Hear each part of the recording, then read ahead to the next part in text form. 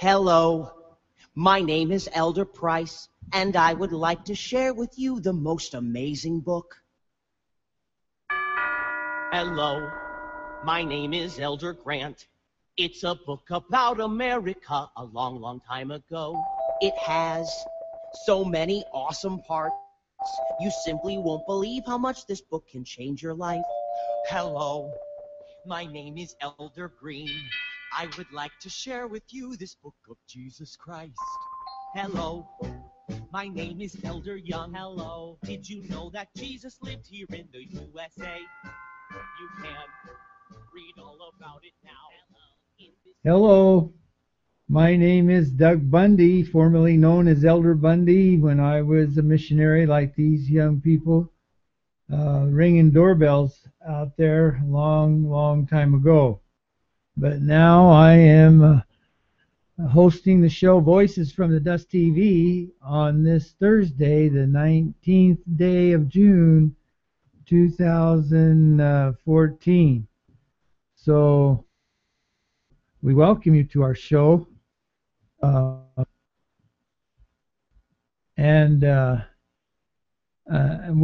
This is where we share the reason for the hope within us, the reason why the Latter-day Saints are Christians, and the reason why you should be too.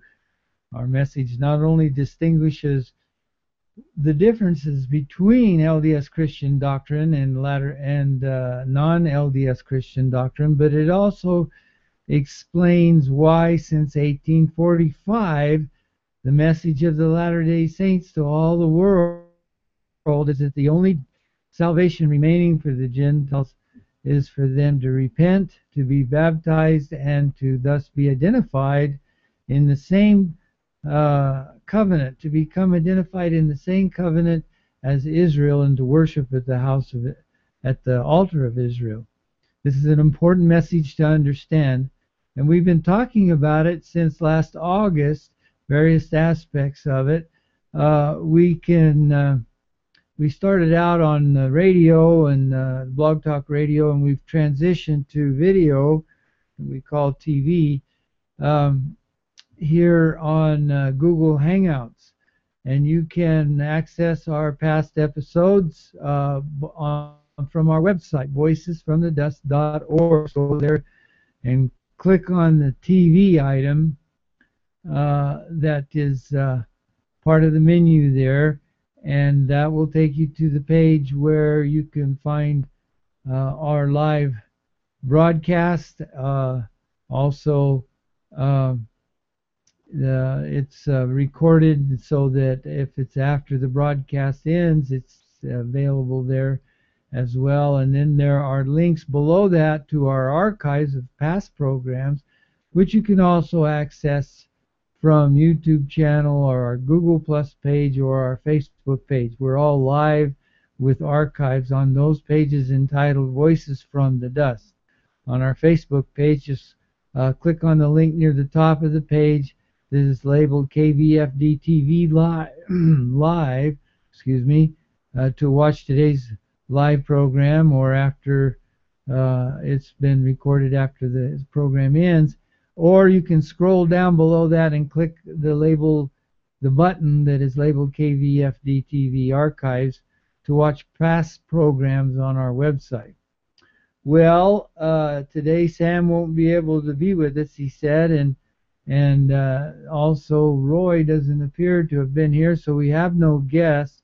Yesterday, I just wanted to point out, I was extremely tired. I've been kept all night, and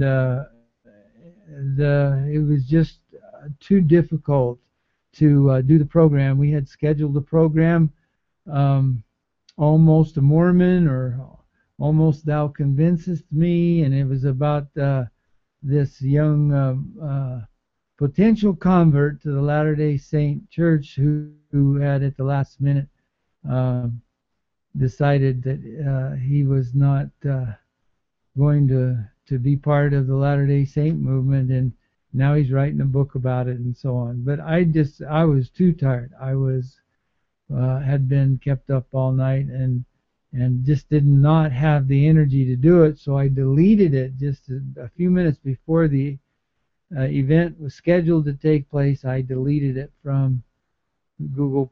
So I apologize for that, but I didn't see any other way to do it.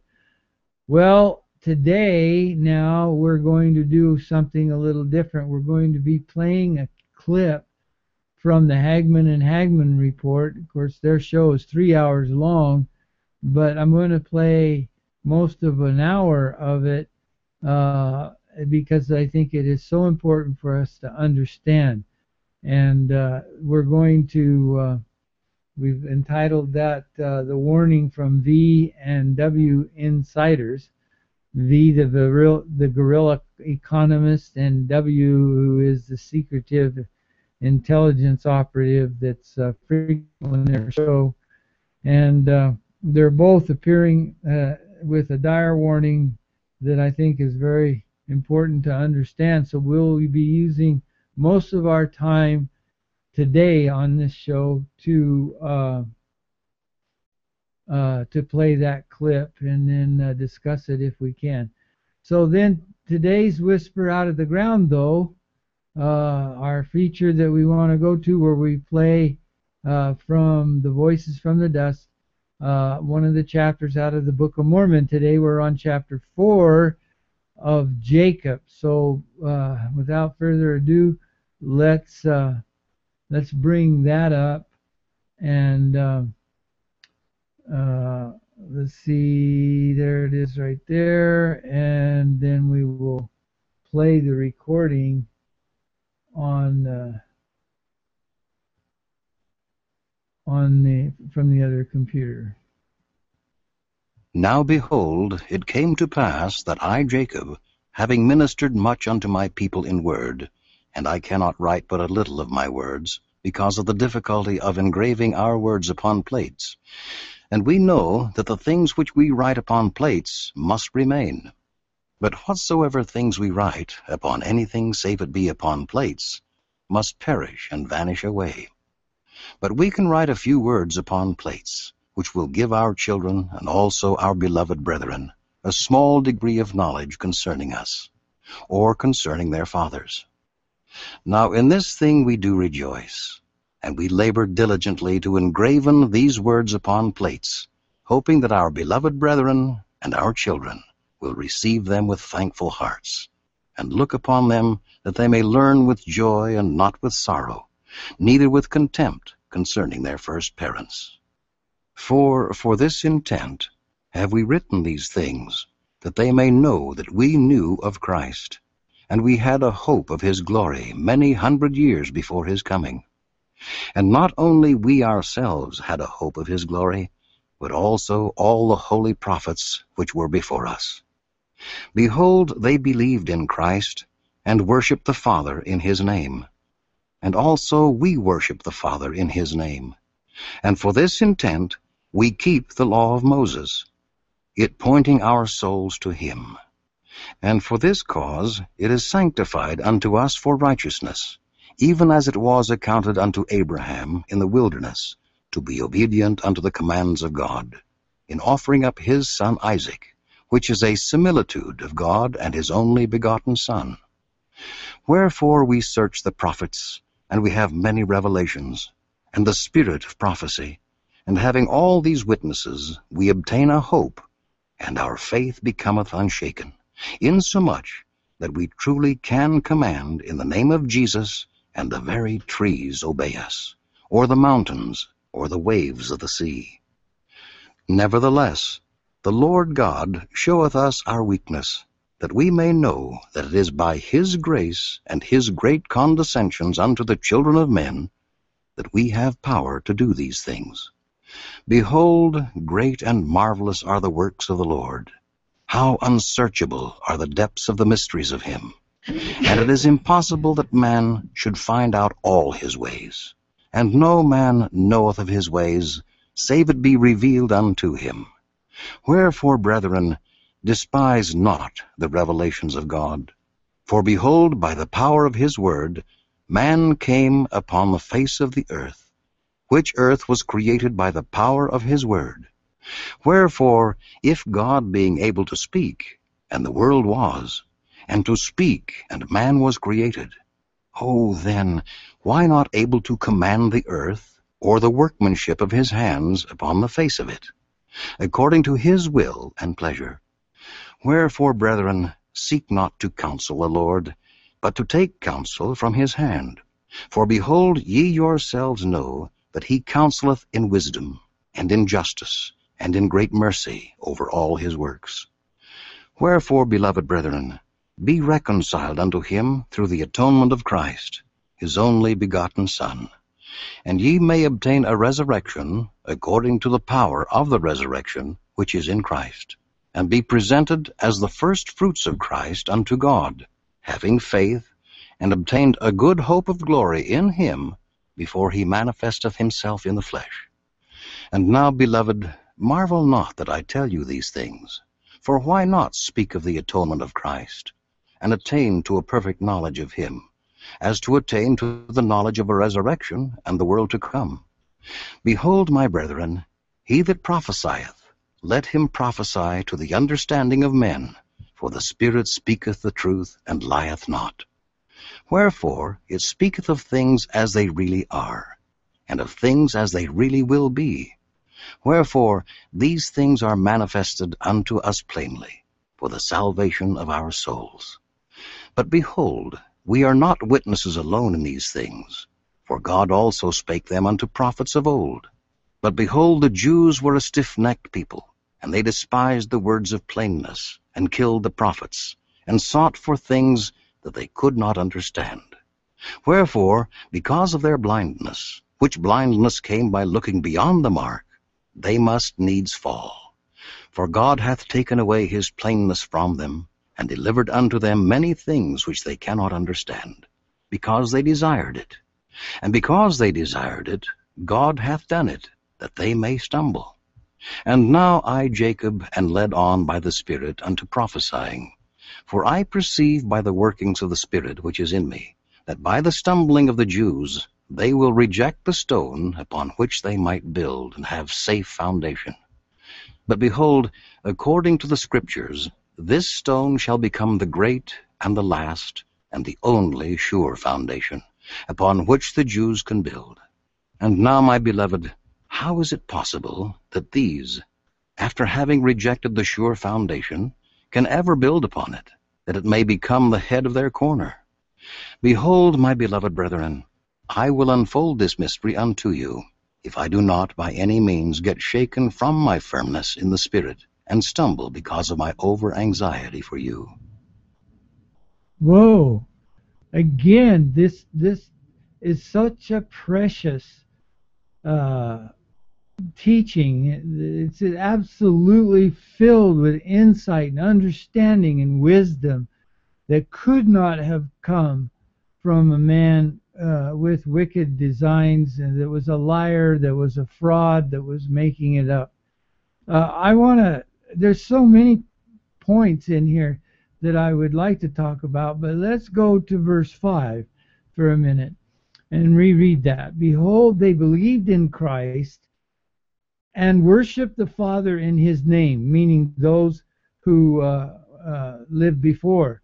And also we worship the Father in his name. And for this intent we keep the law of Moses, it pointing our souls to him.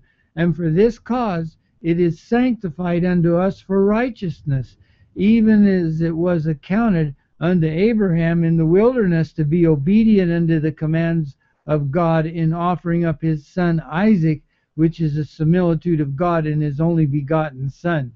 See, this is the point that was lost by the Christians, the Gentile Christians. They do not understand the law in this sense, and it's because of only probably the part of the plain and precious things that were taken out of the Bible. They are left with the teachings of Paul, for instance, that teaches that the law in his day, among those who rejected Christ, was a condemnation to them. But here we don't see it as a condemnation for those who believed in Christ before his coming, but it pointed their souls to him.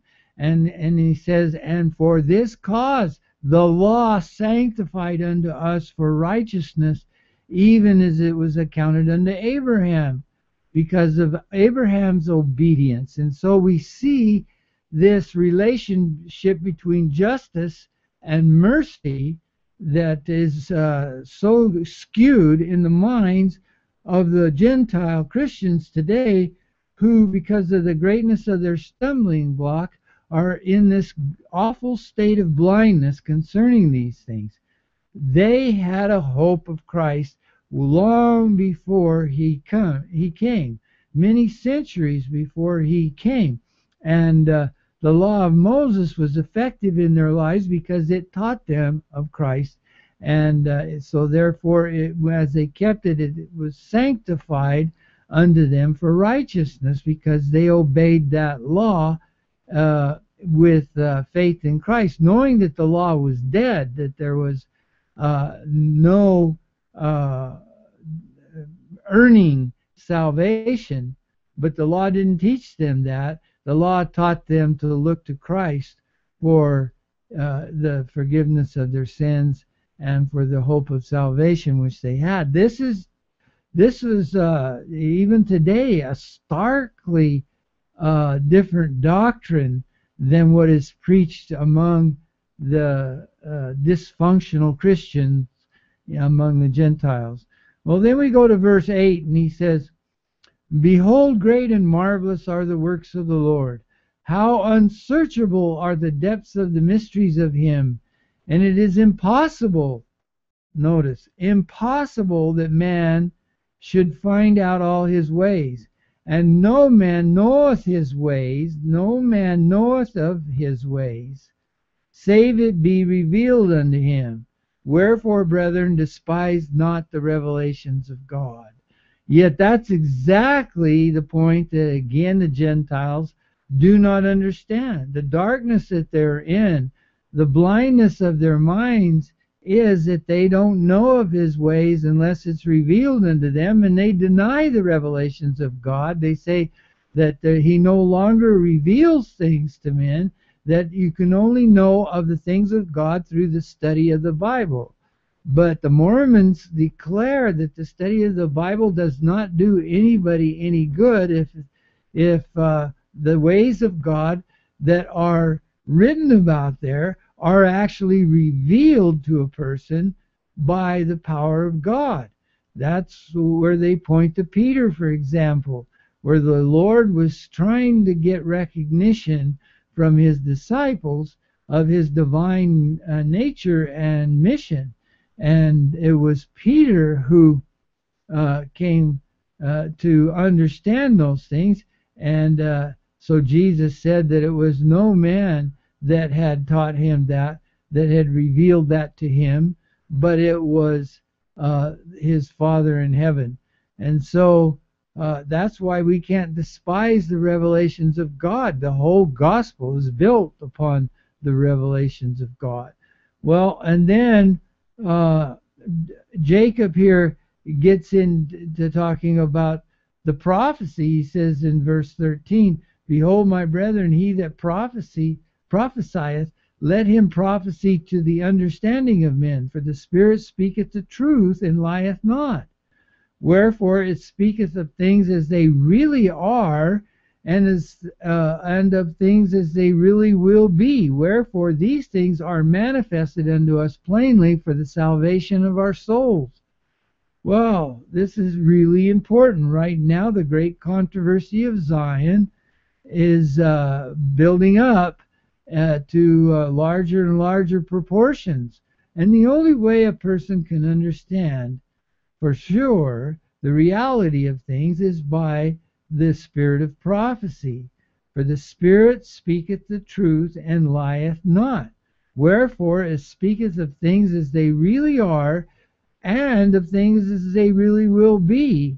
Wherefore these things are manifested unto us plainly. Well, it also manifests the truth of things that were in the past. And so we know by that Spirit that Joseph Smith was indeed the instrument of God in establishing this church as his church according to the prophecies of the prophets in the Book of Mormon that he would do for the salvation of men and for the salvation of the Gentiles. And that's why we say that the only salvation remaining for the Gentiles is for them to repent and to be baptized by that authority that the Lord has established in establishing this church among those who would not harden their hearts.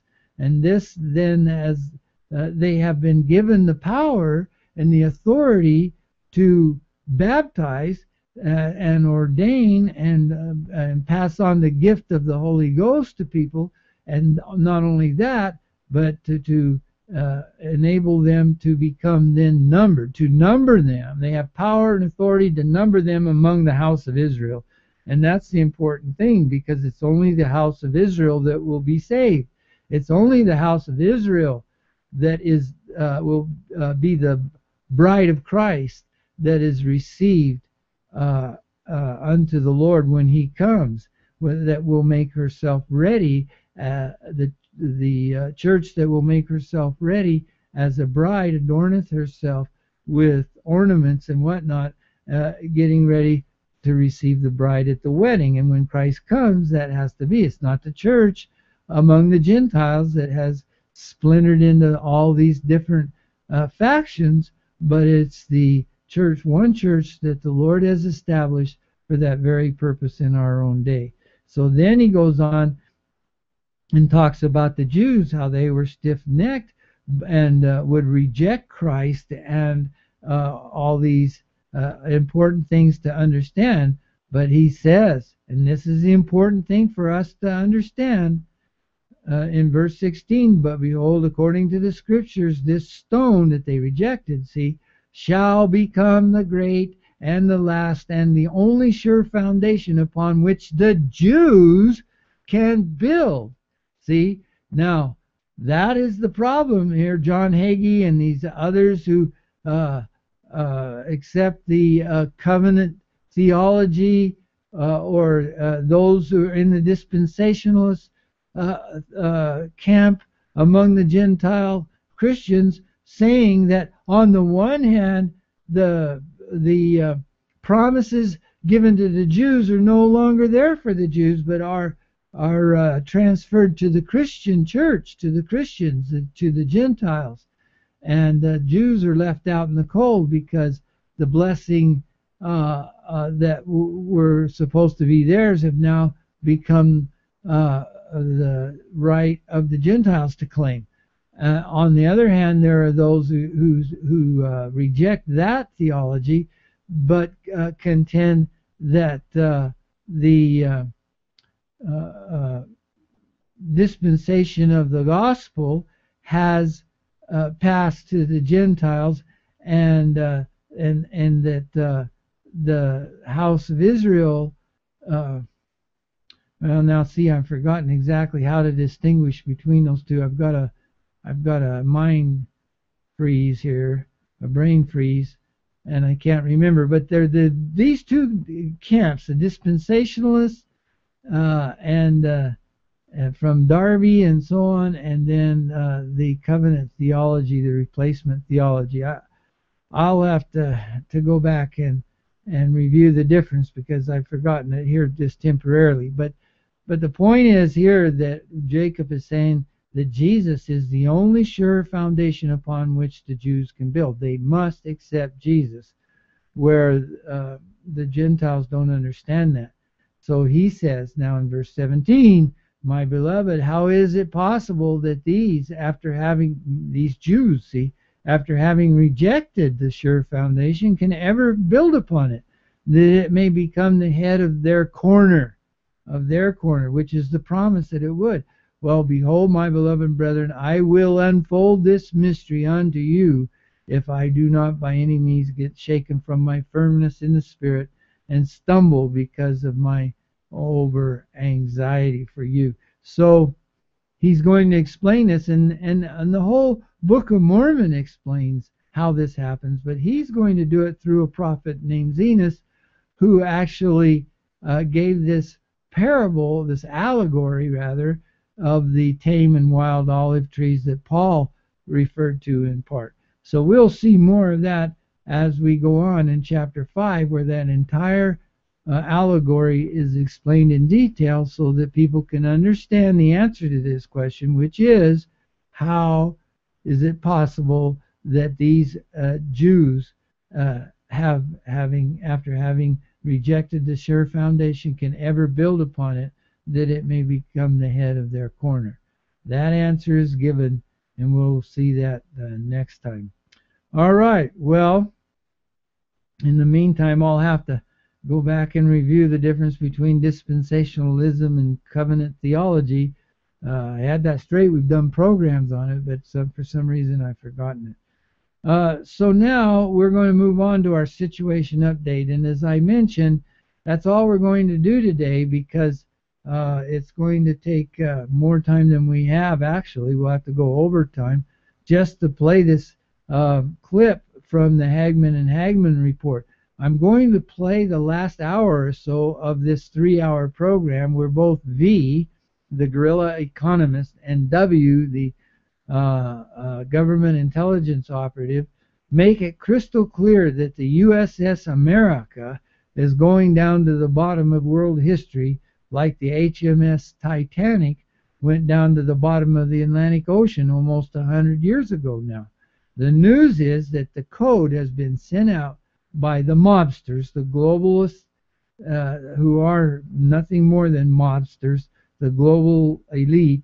That code has actually gone out to the insiders to get out of paper and into hard assets now, to transition to those things, because they're going to pull the trigger here next month, it looks like. And so people like Soros and everything, we understand why they got out long before. But now they're saying, this is the time. You've waited to the last minute. It's time to go. So let's play that clip now. And bear with me while we do this extended clip. But in this particular situation, it's pretty unique. And what I mean by that is this. They are positioning themselves that they will control, what we've talked about before in prior shows, is controlling the exit doors or controlling the lifeboats. If you control the exit doors or the lifeboats, you can dictate who gets on or who gets out. You can dictate how much money can be made. Now, look at what the Fed has announced recently. They went ahead and they have announced that if you want to get out of the bond market, they're going to make an exit fee. So they're getting things ready where they will make money on the exit when people are leaving paper and jumping into hard assets. So the signal of the code that W's gotten and the information that I've gotten is basically telling people, listen, get ready, get yourself prepared, get yourself positioned. Because, just like gold is getting tightened, its supplies and its inventories are drying up. Folks, it's the same thing with silver. I mean, any given week, any given day in the United States, there's only about, there's not that much silver floating around. There really isn't. So being prepared for this great transition is something that's imperative. It's about having the portability. It's about having that mobility in order to move, in order to survive.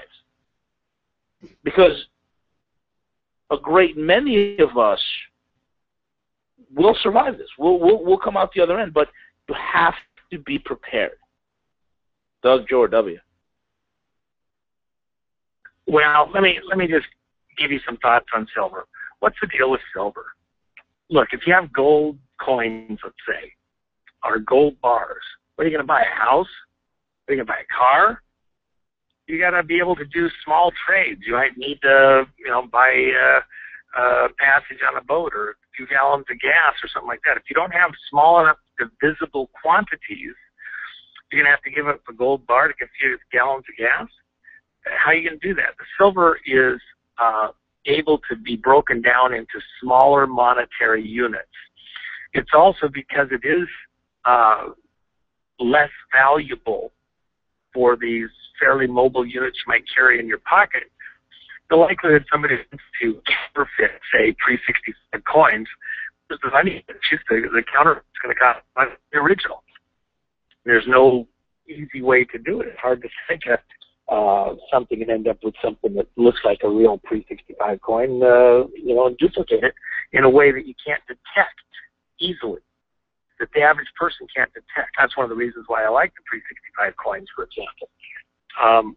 Even silver ingots or bars and stuff like that, if you did get caught by surprise, in a remote situation, you're not giving away the farm necessarily. You're dealing with gold, you got tons of other things in there.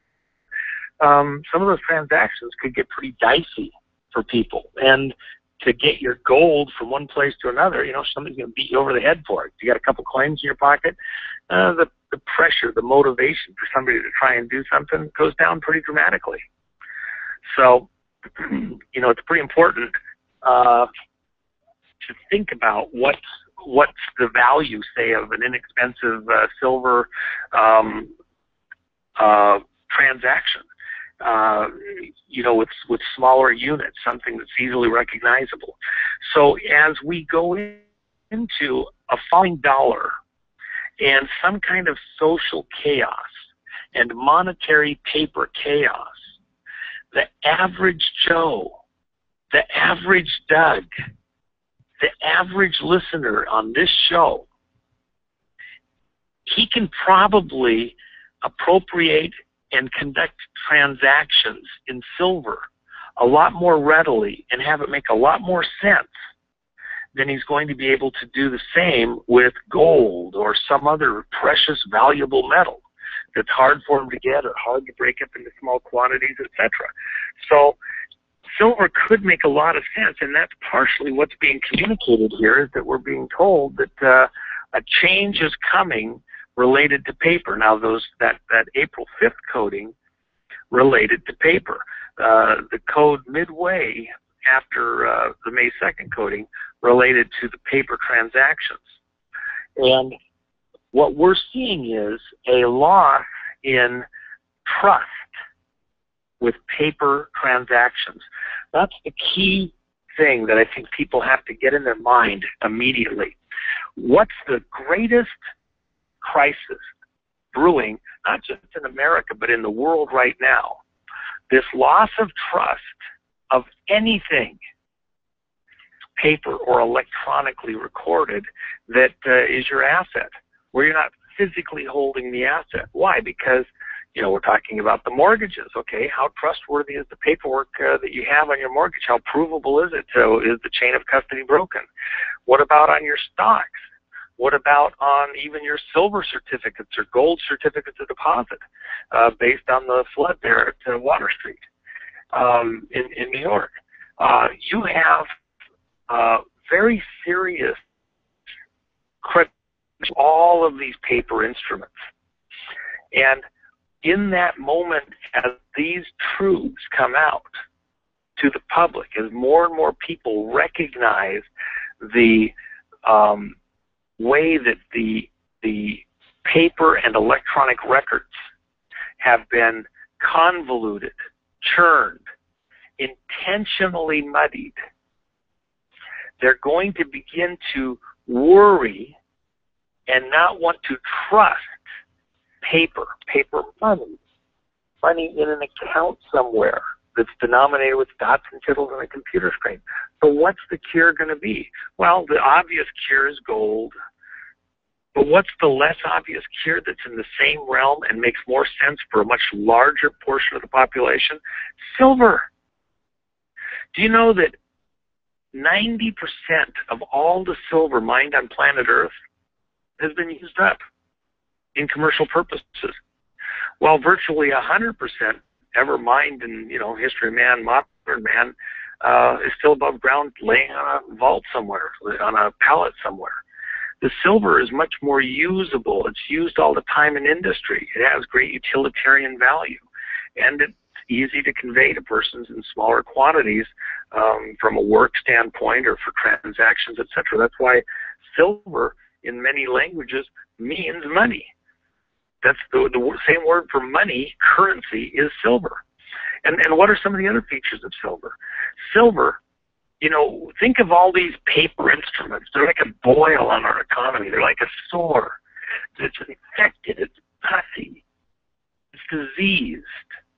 All of this lying paper that we are getting inundated with in our society, in our countries, around the world. It's like pus sores all over our, you know, national bodies. Well, what's the classic treatment for infection before we had antibiotics and everything else? What was the natural antibiotic? Monatomic silver. Water that has been charged electrically and charged with a silver component in it. And that silver is a disinfectant. What is the disinfectant for the disease of paper, money, and lying paper transactions for all of our listeners whose lives, you know, are at risk?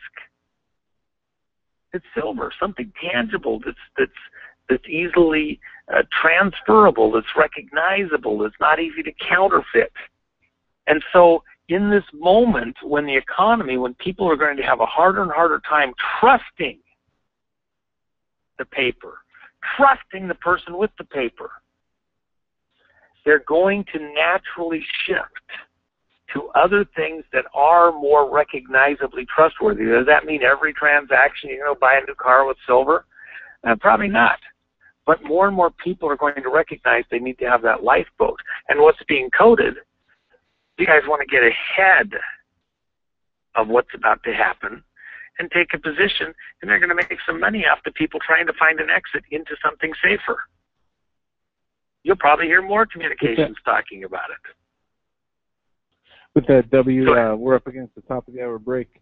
We're going to take that now. Folks, you're listening to the Hagmann and Hagmann Report on this Wednesday, June 18th, 2014, with our two very special guests, W, the Intelligence Insider, and V, the Guerrilla Economist. His website is roguemoney.net for those who want to check it out and bookmark that site. There's a lot of great information that you'll find there, updated on a daily basis. We'll be right back after these short messages. Stay with us.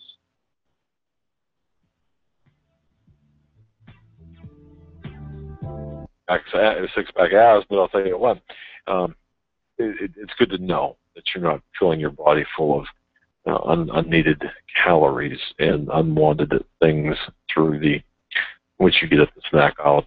The absolute cancer, the rot, has absolutely set in the entire Western banking system. And it's being done this way, folks, for a reason. Okay? They knew that eventually that XYZ instrument is going to have an expiration date, that you could only run a particular operation, a particular stunt for so long before it falls off. And now this stunt that we're using called fiat currency and all the vehicles and all the rudiments that are attached to that are being undone. And those things have reached expiration date. And that's why the world has awoken in such a massive way and began to push against the dollar. The push against not just the dollar, but paper in general. There's enough of a crisis that has been created that the world is clamoring for honesty in trade, honesty in banking, honesty in transactions, honesty in investments, honesty in things. These are things that the world is clamoring for. They've never clamored for this before. Now, the point I'm trying to make of this, folks, is this. These things are being allowed to happen. These revelations that I've spoken about of one scandal upon another, I'm not even going to call it scandal. One criminal activity on top of another criminal activity. Let's call it what it is. One criminal activity on top of the other. over the course of the last 6 years, because Americans are starting to wake up, and the world is waking up and starting to figure out, hey, this quote-unquote recession that ended on back in June of 2009, it's not over. This is being allowed, folks. The dirty laundry is being allowed to be hung out to dry so that everybody could witness it. Because why? They want you to be disgusted, those of you that are awake, to be disgusted by paper. They want nations of the world to have the chaos stirred in within them, to have their very foundation shaken, so they can all of a sudden look for something else. And believe you me, that the purveyors, the real orchestrators of this, that are multiple levels above the banksters, above even those that are in the City of London, that those individuals are there. Their tentacles are the ones that are pulling the strings to make sure that they are ready and prepared, not only to make an absolute killing on the profits, but be there to offer the very solution and the framework for this entire thing. You know, one of the things that W talks about is, you know, me and him, we've had conversations where we talk about, it's like sports teams. You got owners, you know, you got owners that own, that are all league owners, let's say the NFL, and no matter which team competes in the Super Bowl, it's the owners that win, not owners. You can kind of see, and I've seen this from my own data as well, working in banking and finance, that at a particular level, it literally is owners, power brokers at the top, and they own these countries. And they play this vast game, east versus west, north versus south. I mean, you call it what you want. And it's kind of funny, and I want W to touch on this, because one of the things that one of my guys over in the City of London talked about, he said, it's amazing. It just seems that the Rockefeller arm is really starting to win. And I said, well, what do you mean? Well, it's like, look at the moves on oil. That's an indicator right there. And look at how many Rothschilds are being exposed and kicked out of countries. I said, you know, that's an interesting point. Because it just seems like the pieces that are owned by the Rockefellers at this time are doing quite good. And I'm talking about the Russians. I'm talking about the Chinese. And it seems like the pieces that are owned by the Rothschilds, I'm talking about the European Union, the U.S., UK, not doing so well. So this is what it's talking about, folks. This is a bit of information I've given out tonight that I haven't really mentioned before. Well, let me chime in here for just half a second here. Go ahead, brother. You and I had conversations even, you know, a couple of years back, and we discussed. I explained the methodologies, the way that the different families hedge their bets and what their philosophies are as to how their investment will win one over the other based on, you know, how they invest, what they're, you know, invested in, and including politically. And this administration, this crowd that we have right now is absolutely a Rothschild crowd. And the banking groups that have prevailed have been Rothschild banking groups here in the West, J.P. Morgan, et cetera. The Rockefeller crowd, you know, really it is the Clinton crowd. You know, where's Rockefeller Central, Arkansas, largest landholder in Arkansas, and where's Bill from? And Hillary. So, you know, it doesn't get much more Rockefeller than that. And of course, there certainly is a belief in many circles that Bill is actually a child of Winthrop Rockefeller. And there's reasons to believe that his mom thought so too. So, you know, at the end of the day, though, it's a moot point. I'm not really too concerned about it. Whatever it is, it is. At the end of the day, there is different groups, families. There's not just those two. There's a number of families involved here, and they're all competing for position. But to a lot of outsiders, it looks like they're competing to the death. That's not at all what's going on. They look at this competing for position very much so like a horse race. They're not killing each other off. They're seeing who gets to win today. And they're bringing their best horse and trying to win against the other families. But at the end of the day, they all go back to the paddock, and at some level, they own the track, so they're all winners because everybody else comes to bet at their casino. Is this one sport? Or non? Yeah. In any arena. Is this like a family card game to them? I mean, what you just said to me, you've told me this before, but I think this needs to be repeated. What we're seeing is theater. This is really soft entertainment. World Federation of Wrestling or whatever, right? Is that what you're saying? Well, I mean, at a certain level, but at another level, it is deadly serious.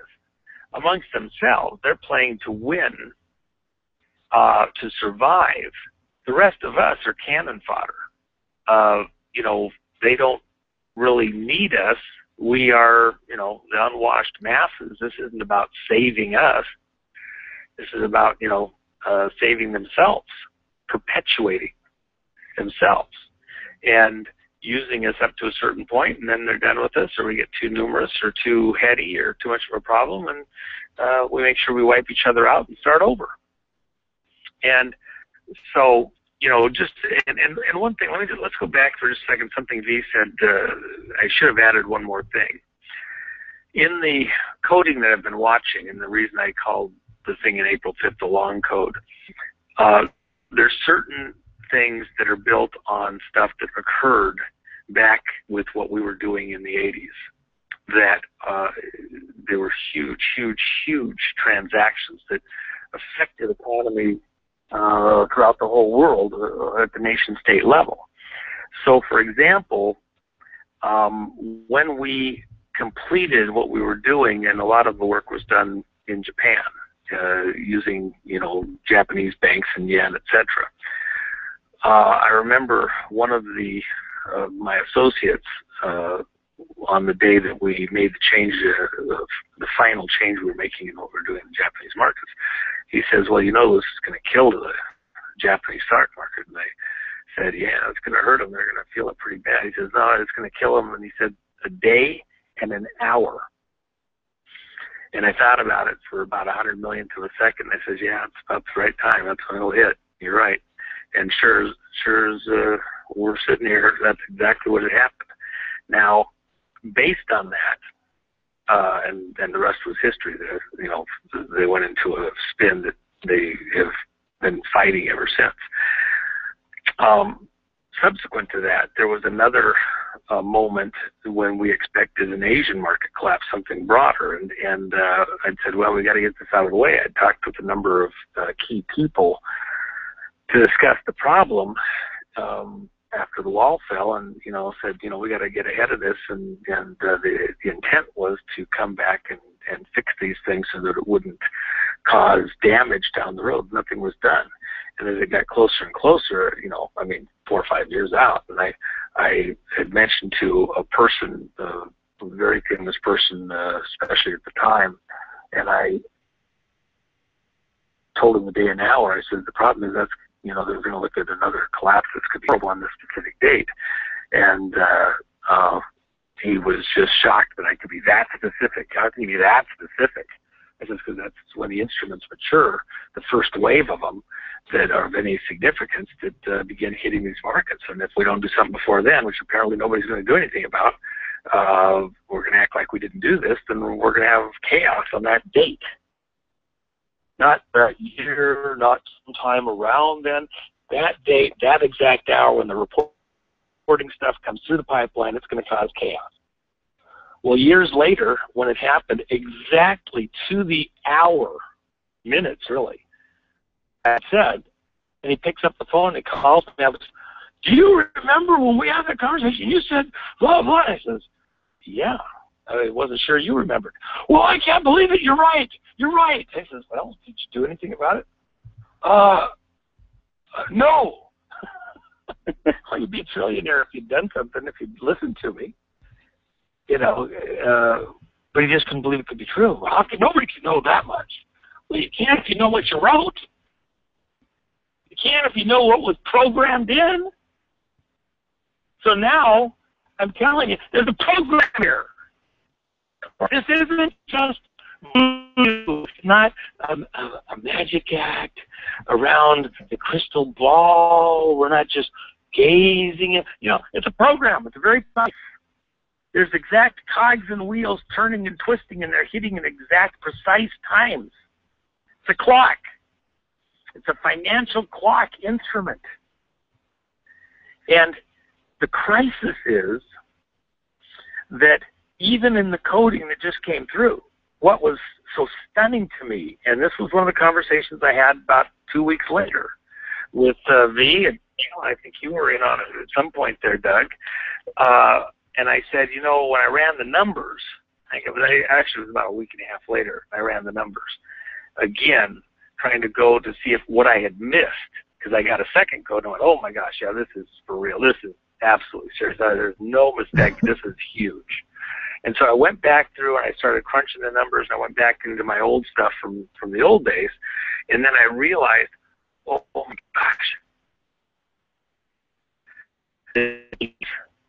on the hits are exactly a certain number separation from the original one based on the way that the instruments were rewritten after the first crisis in '96, after the '89 crisis. And I was like, oh my gosh, they're building off of that date. And the key number in there was an 18. And I'm just going, oh my gosh, 18666, give me a break. Everywhere, and I went through other stuff that it cross-references in several ways. But I'm just looking at it going, it's precise. It's a chronos. It's a clock. And all of those instruments, all of that paper is out there waiting to hit with precision. And then I'm looking at all these other markets that we've been talking about, things that have been happening, and then I realized, well, it's like, the grains sifting through an hourglass. And then the stuff that we did hits the freaking hourglass like a silver bullet and breaks the whole thing to smithereens on a precise date. Why? Because it doesn't matter how much this stuff is a problem. It's out there. It's toxic, and it's building up. There's all this momentum. At that date, it's done. And so these groups leave nothing to chance. There's always a backup for the backup. It's like the World Trade Center buildings. They might have had a Judy Wood way of taking those buildings down with other technology that isn't in the clear for the rest of the world for the most part. But they also had nano thermite technology present that was a backup just in case the other one didn't work. Those buildings were coming down no matter what. And if that didn't work, somehow those buildings were coming down. It's like Syria. No matter what. You think we got them nipped in the bud, we got them closed down coming in from the west. They got a plan to come in from the east. It might be plan D, E, F, G, but they got a plan because it's going to happen no matter what. It cannot not happen because their bigger plan builds off of it. And what's their bigger plan? A new world order. And the finances is the backbone to it. Why the finances? Because everything you do in your life,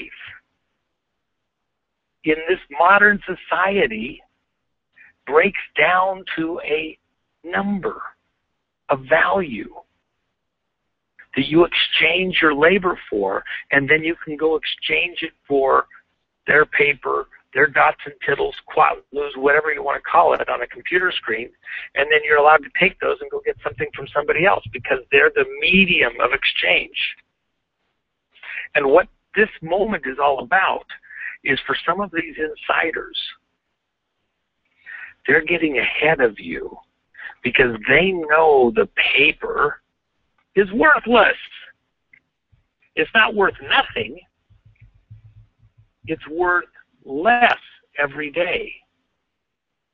And so they're going to get out of the way because it's about to be worth a whole lot less, a whole lot faster than it's been doing for a while. And so for the time being, they're going to go to a tangible while they're doing these other manipulations, and they'll come back to their paper and dots and tittles on a computer screen in a short while. But in the meantime, for them, they're about to go cash in some of their winnings at the money door. They're going to go over to the change cashier. They're going to cash in some of their paper chips, their plastic chips, and they're going to quatlose, and they're going to turn it into real silver. And they're going to play with that for a little bit and let you catch up. And you're going to want their silver because they've got silver. They're not doing with gold because everybody's got gold right now. They got all the gold they needed right now. And the gold's highly inflated. They're going to take the uninflated one, make some money with that for a bit. They'll come back to gold in a bit. In the meantime, they're going to bring silver up where it's supposed to be.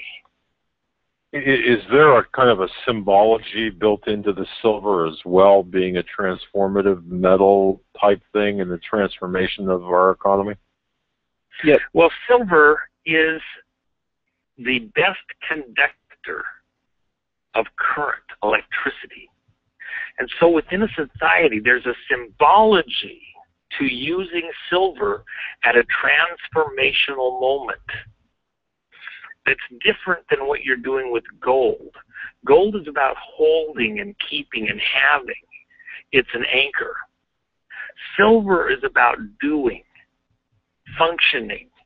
It's the transmutational metal. It conducts the current from one location to another, and stuff happens. It's one. They're still building out their New World Order machine. So for this moment, and remember, they're into symbology and type and hidden messages and metaphors. So the silver is a metaphor within their own magic act of what they're doing. It's like, you know, they're doing this concoction in the cauldron, and it calls for toe of bat. Okay, well, toe of frog isn't going to work. They got to have toe of bat, or the magic doesn't work the same. It screws the whole brew up. So right now, the recipe calls, oh, I'm a dash of silver. And that's what, because we're being worked psychologically. And a lot of this stuff related to how we value our stuff, how we value our labor, how we hold something close to us. We're being played with in that. And part of that, again, is the silver. They keep changing up the game. It's fastball, and then it's an underhand pitch. It's fastball, and then it's a curveball. You're all tuned up. You're looking for everything gold, and oil. Oh, shoot. I didn't see silver coming. And that's what they're doing. So we're seeing an inside code. They're about to change the game a little bit. They're not listening to us. There's only about, a couple hundred of us listeners out there even paying attention. We're not going to move the market. I'm not worried about that. If you realize, okay, and I've got my 401k, and I got my classic car and all that. Look, if you want to have something that will have value, that's going to go up in value a bit over the next couple of years, way disproportionate to everything else, don't be holding it in paper. And by the way, it's not just silver. Silver's the communicated thing for these players. But for your listeners or somebody else, they may need to, get some food set aside, or start looking at what they're going to have, as far as a location to get out of the way, because their business is highly, exposed to paper products. Maybe they're in the insurance industry. Maybe there's some other industry that's highly connected to paper products and transactions. And if there's problems with the paper and it becomes toxic, then maybe their industry gets killed. So they need to think in terms of, what am I going to do to protect myself? Because part of this is not just that they're coding between themselves and we're reading the mail that they're going to be switching over to some silver stuff. What they're also coding, and that's what I'm saying back to this April 5th date, is that the paper is about to get clipped. It's about to get hit hard. So they're stepping out of the way, and one of the key places that they've coded is in the silver. Now, I have seen codes in other markets, but those have been going on all along and fairly continuously. This is just something that's very new, very precise, and has a very different implication. This is something that's a change-up. That's why I'm saying something, because this is not business as usual. The other stuff happens pretty much business as usual. They've been holding this in reserve. Wait, it's like a big football game, and they got one golden play, and they're waiting for just the right circumstances. The scoreboard says, and the other teams in this position, they bring in this lineup on the field. Okay, all right, this is the play we're doing. We're play right now. Okay, do it. They won't see it coming because we haven't done it all year. That's what I'm saying here. So if you get it, great. If you don't, and by the way, hey, no matter, it's an interesting conversation. There might only be a handful of your listeners, Doug, who are getting some kind of specific direction from God to do something in silver. That's not even my whole message. My message is they're communicating a change, a way of business, something dramatic that they themselves have to get out of the way, get out of an exposed position in one area, move to a less exposed position, hit the sidelines for a minute, take a deep breath, let what's going to happen, then they'll step back and do it a different way, or they're going to do a little bit of playing in this other table. They're moving from one table to another, the craps table in the casino, for a little bit of time. And it doesn't mean that we should or have to do the same thing. It means that we should be live on our feet, look at your personal situation, realize there's another change-up coming in the game, and do some self-analysis, some personal business, family situation analysis to get ready for it. Now, when this code first came through on May 2nd, we were talking a little bit about the Ukraine, but nobody was talking this latest stuff with Syria, and we certainly weren't talking blowing up pipelines. We could see that there was stuff getting ready to happen. But even there, the most dramatic thing that I am concerned about, that also came immediately after that was about the date that the decisions were made about what was going to be told as far as instructions at the Bilderberg meeting. Remember, at the Bilderberg meeting, they didn't decide what to do. At the Bilderberg meeting, they were read in on what had been decided to be done. The decisions were finalized during the course of that week, just prior to the May 2nd coding. And May Day is an important day. So that's the preface, and that decision came out immediately thereafter.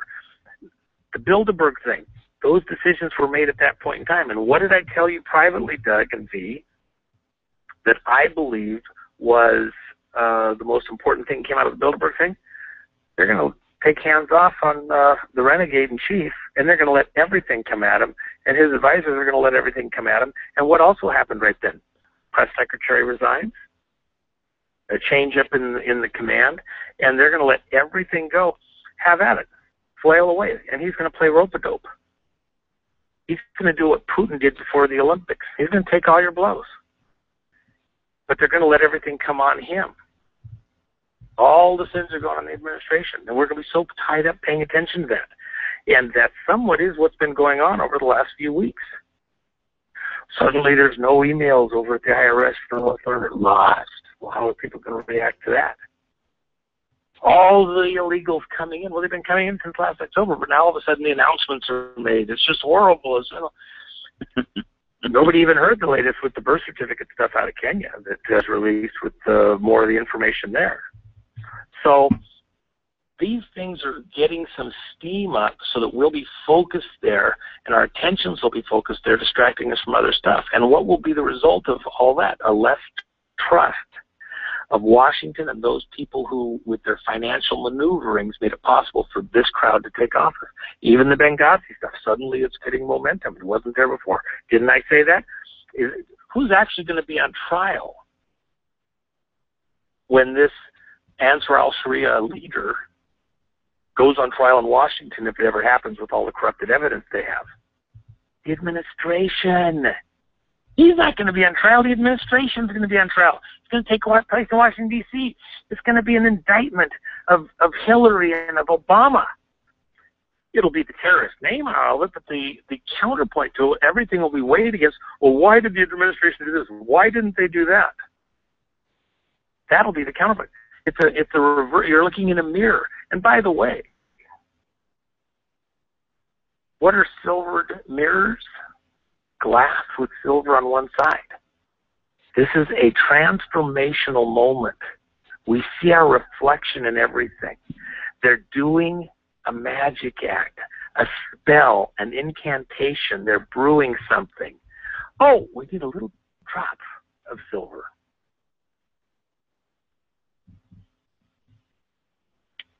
V?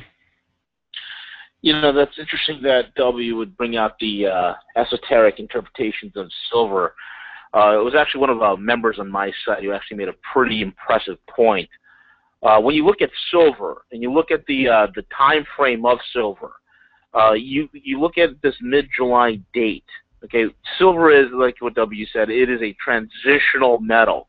It's a great thing to signal a transference of energy.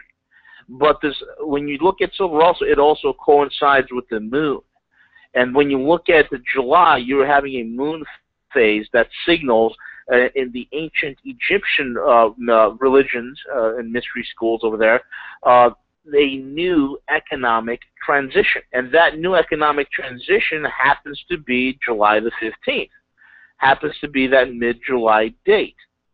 So it's pretty amazing that you have these signals that are occurring not only in geopolitically, where we're seeing very high-level plays that are being done. We're seeing codes that W mentioned that are coming through that are signaling these events, and we're seeing the spiritual component, the esoteric interpretations of these things. So all these things are culminating, folks, and they are pointing. The data is pointing it's painting a very clear picture, and that's something that people don't know. I'm not telling everybody to, we're not telling everybody that it's the end of the world here, but it's about preparation. So this is a signal for those, like we mentioned before. You have to have an exit strategy. Whether your exit strategy is to get out of paper, whether it is to store up food, whether it's to get out of the country, whatever you need to do, this is important. This is your signal. This is your flag. So what we're doing here, folks, based on the information that W is bringing you, based on the information that I've brought you, it culminates into the same warning message, and that is get ready. That is have your houses in order. That is have your exit plan active. Everything that you've had in your life that were tying you down, the business that you just refuse to sell for some strange reason, the home that you think my kids they gotta finish college, whatever the heck it is, your retirement plan, your bucket list, whatever have you, whatever it is. Now is the time that you begin to cut the umbilical cord on those things that have been feeding off of you that you think are valuable. And it's time for you to be transitional, so to speak. It's time for you to go through a transition in your thinking, in the way that you live life, and be in a position where you can come out on the other end of this whole entire thing and not be one of the statistics, not be one of the victims of what is going to happen with this incredible transitionary period that's about to befall the earth. And that's the whole thing here, folks, because it is a global game that is being played. It is theater for the profane that is being done. And these are globalist factions on both sides. And if you're thinking this is just good guys versus bad guys, or if this is East versus West, you're not thinking big enough. This is far bigger than that. This is far bigger than just, and folks, if all you've gotten out of tonight is, V and W talking about silver, you missed the point. The game that's being played here, folks, is a game for your soul. That's the game.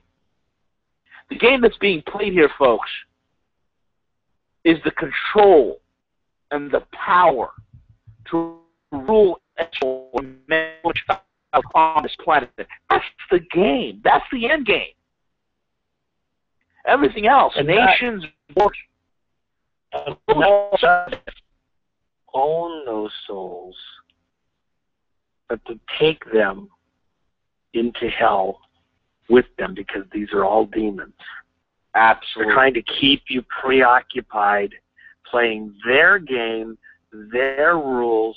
You're in their casino, at their card tables, and it's a fixed game. You think you're playing an honest game. You're not. And that's the problem. You know, I forwarded to you, Doug, and to you, V, this article by John Hussman that I thought was just a great article he just wrote the other day. Got it. And he's a financial guy, just a great author, and he'd be someone to be wonderful to have on the show even. John wrote an article, and he was noting how the market right now is very similar to the 29 market that's, you know, this classic one we all look at, and to other moments when the market collapsed previously, even up till recently. And he eliminates the downside of the chart, and he just looks at the upside. And he shows that the chart's identical really to all of these other favorable markets, going up. And it's not until you see the downside you realize, yeah, it's identical going up and going back down. But he calls this, he identifies it with this Siphius, who was the guy that Zeus placed under a curse, where he had this task to roll this rock to the hill. So he'd get it right almost to the top of the hill, and then boom, he'd lose his grip, it'd slip, they'd go all the way right back down to the bottom. And you got all these people in the financial realm. They're trying to build their financial house, their, rock solid retirement fund, and get their real estate all just right so they can retire and enjoy life, and everything's going to be perfect. And they almost get there, and then these guys do a little market correction, throw some mud on the side of the hill, they do a slip, and their whole thing goes right back down to the bottom. They have to start all over. And it's a repeating cycle, and that's the curse for Scythia. How many families, how many individuals in our audience are people who could relate to that story because of some personal experience, and then things went sideways? The devil had you working so hard, and you had the high expectation of hope, and Scythius keeps coming back and doing it over and over, because as he gets closer and closer to the top, hope reigns eternal. This time I'm going to do it. And every time, same thing. So now we look at this situation just ahead of us and forget any secret insider coding messages. Forget silver and all the other stuff. Just look at this crowd and realize that on the face, on the numbers, did they do anything to the economy back in 2008? Yeah, they did, as a matter of fact. It's fixed. It's fixed like a horse race. They've injected it every way you can inject it. It's fixed to blow. They didn't fix it to fix and correct the problem. They fixed it so they could have another winning down the road. Not only then, but out ahead. You're dealing with the mob. The political mob, the financial mob. And let me just introduce a term that I gave to V a few weeks back, and for an author that's doing an article for us. And that term comes from this. Look at all the bubbles that we're surrounded with. Now, there's a lot of people talking about the mortgage bubble. We've talked about it. Okay, that could be the end of everything. The mortgage bubble is it. Well, wait a second. We got a bunch of false paper, a bunch of lost paper on the metals trades, don't we, V? Isn't that what in part got disappeared between a flood and a fire? It all got disappeared back there at 55 Water Street. Remember that? Absolutely.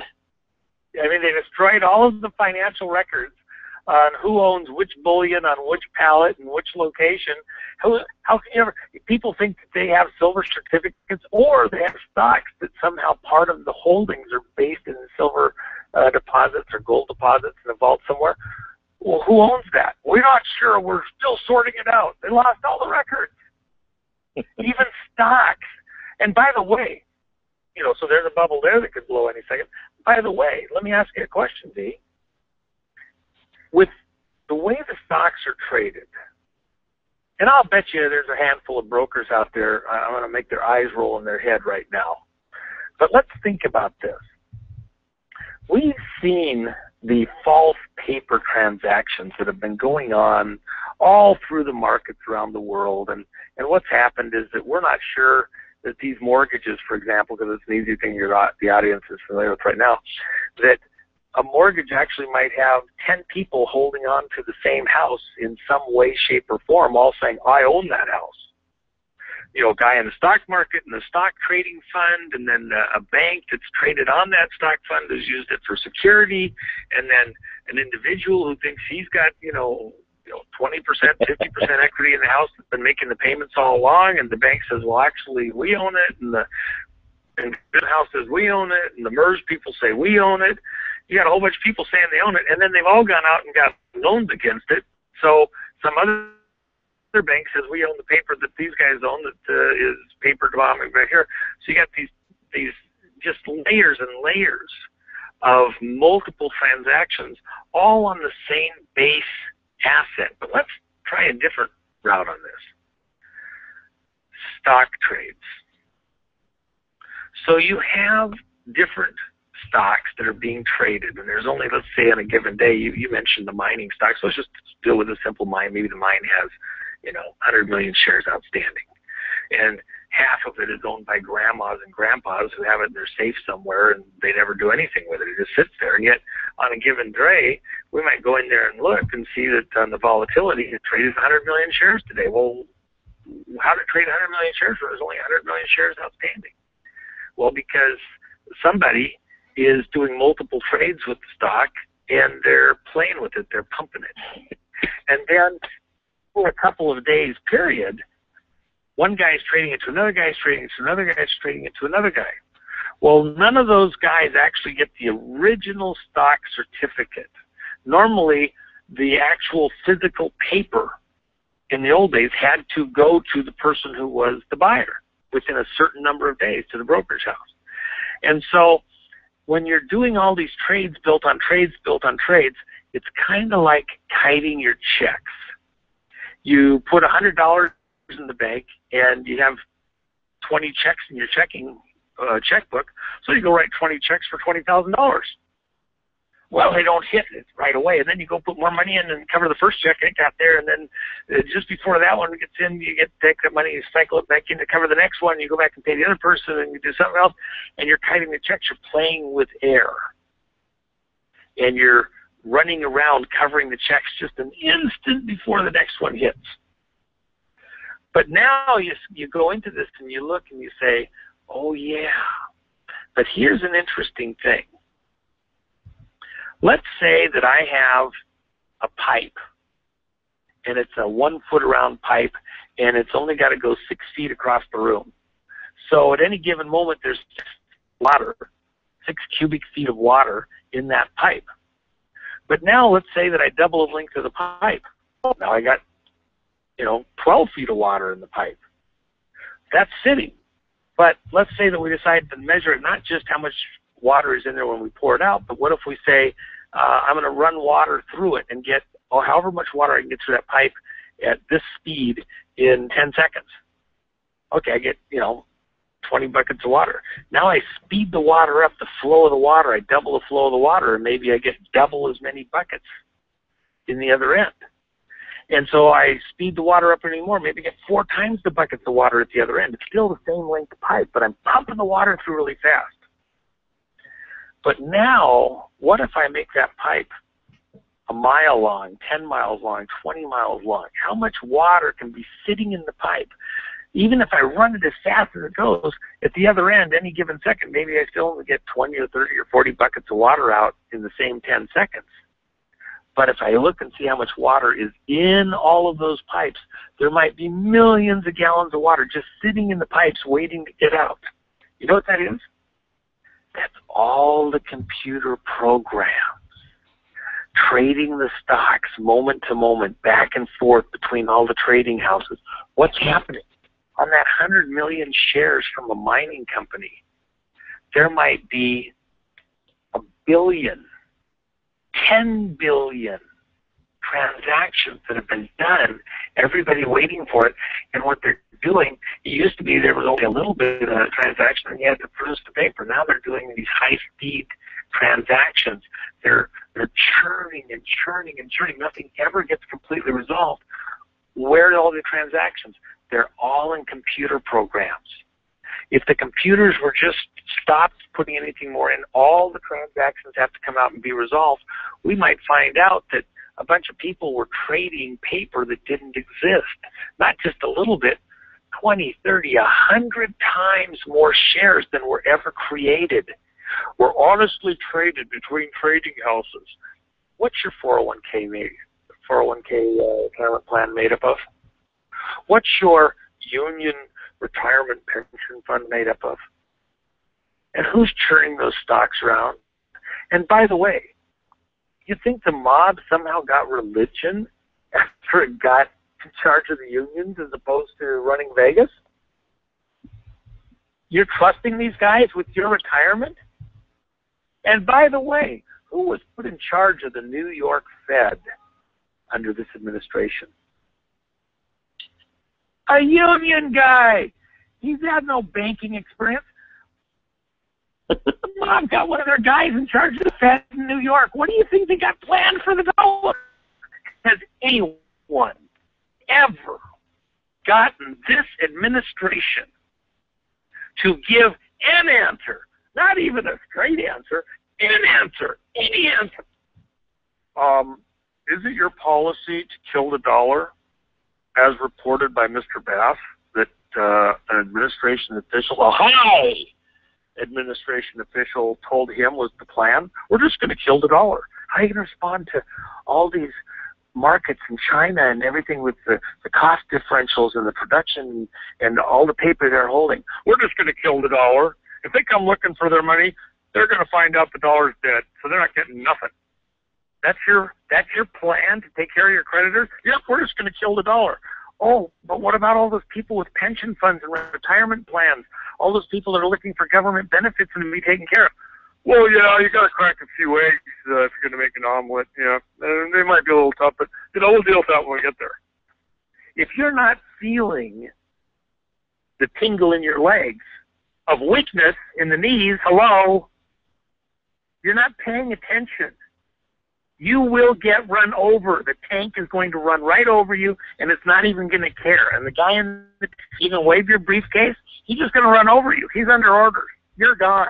If you're dumb enough to stand in front of the tank, you're toast. That's this moment.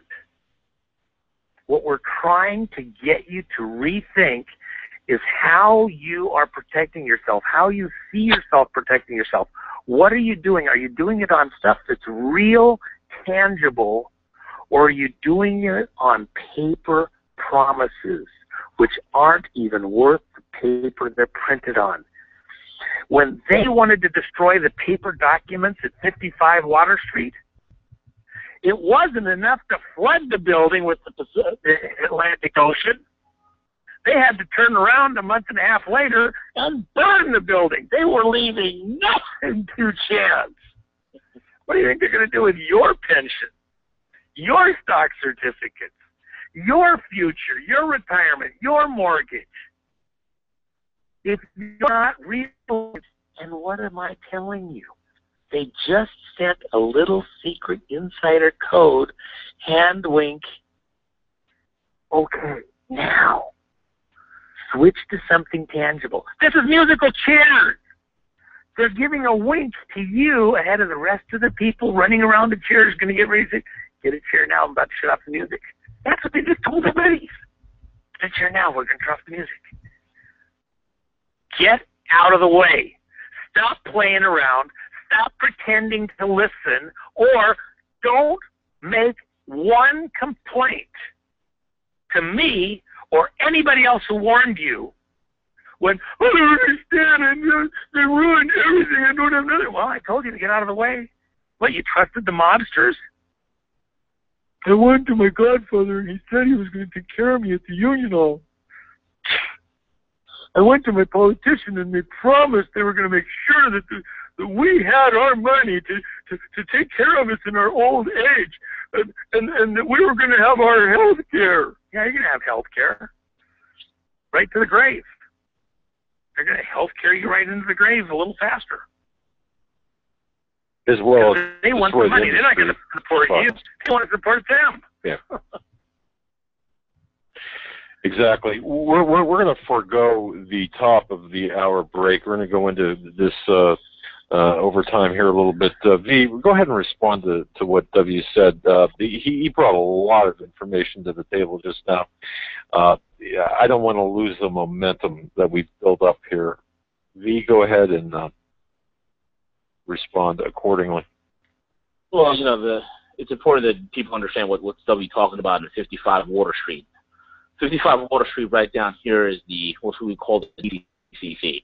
That is the central depository of every stock certificate, every bond certificate, every ETF, you name it, mortgages. It's all held here on 55 Water Street. Now, when you're talking about the flood, we had a convenient anomaly, a massive superstorm that hit New York, about a year ago, called Hurricane Sandy.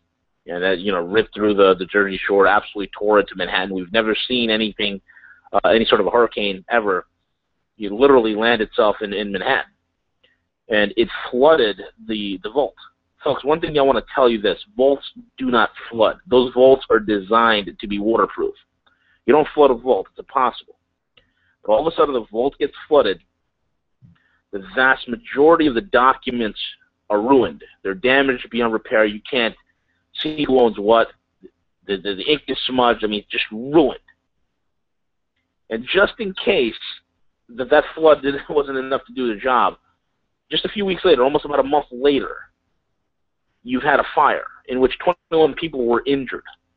Okay? And they set fire to that vault. Now, they said, oh, yeah, it's an electrical issue from the flood. This is the kind of stuff that happens. And while that's being done, you're having individuals, certain banksters that are dropping dead. Like today, we've had CEO of Rockefeller and Company found dead with a gunshot wound to his head. I think that gentleman's name is James McDonald. And what's he involved with? Euronext. What's the connection with Euronext? Well, you got Euroclear. And who's Euroclear? Well, Euroclear is the European equivalent of DTCC. So when W was talking about, you have these mortgages and all these things that were chopped up and sold all over the world, it wasn't just in Wall Street. They sold this stuff literally all over the world. So the chain of title that Greg Morris was on the show, he talked about it. He said, the chain of title is broken. Folks, it's shattered. It's not broken. It's shattered to 1,000 pieces. You see, you need to get over your paper obsession. You need to get over the fact that you think that you got a piece of paper in your wall, thinking that it's got some sort of value because it's got a face of a dead president on it. It doesn't. And these guys are ruthless. They're playing for keeps. They're closing off all the loopholes.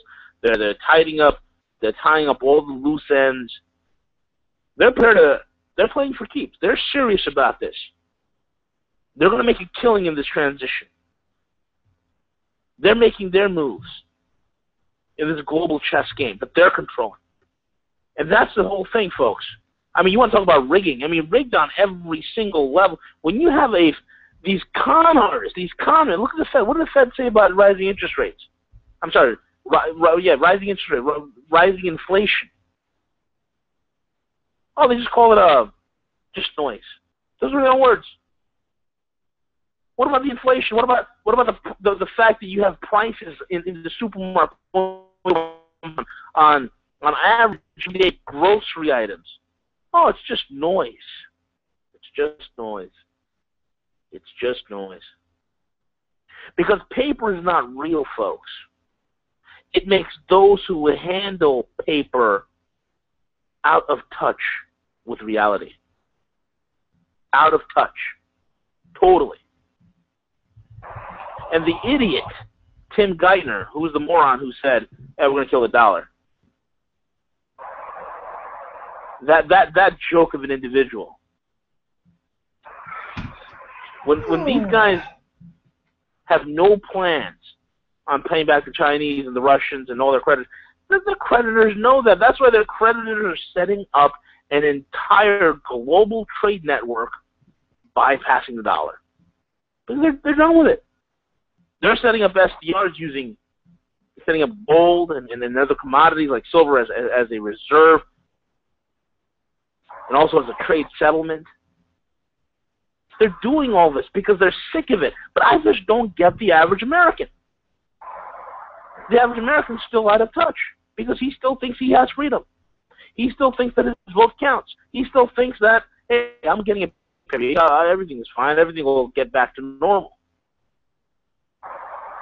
The biggest signs, overtly and covertly, have been given. The biggest plays, overtly, covertly, some in your face, as an explosion on the largest pipeline in Europe, is happening in front of you. How much of this is causing you to react, not in fear, but in steeled resolve? Not in weakness, but in willingness to do the right things, the necessary things to move yourself and your family out of harm's way. That's the question we need to ask here. This is a moment of soul searching. It's not just the typical economic news that, I'm going to take and beat it over your head with numbers all day. I don't want to do that. W is doing a wonderful job just painting the picture on what this code is about. I got a ton of emails from people. Hey, what's the code? What's the code? And I said, you know what, folks, wait for this program. And I hope it's clear to you now. I hope some of you understand what we're talking about. It is change. It is change. It is what W says, musical chairs. It is the ultimate inside signal. It is a boxing match that is rigged where the signal has been given for the other guy to fall. Yeah, and let me add one thing here, V. Just building on something you said just a moment ago. One of the most interesting things, remember I called silver the transformational metal. What was this administration? What was their big code word? Change. Before they got elected in the first place. Change. Fundamentally transforming America. We reached that transformational moment. That's what they've coded. This is that transformational moment. The medium of transformation is about to be engaged. What did I say with the Bilderberg? They made a change. Whereas they were doing everything they could to protect this administration and this crowd, they're not going to take hands off. And what did your people say? The momentum is shifting from one family to the other, because essentially all the families break down into two groups now, Rothschilds and Rockefellers. They're in one camp or the other.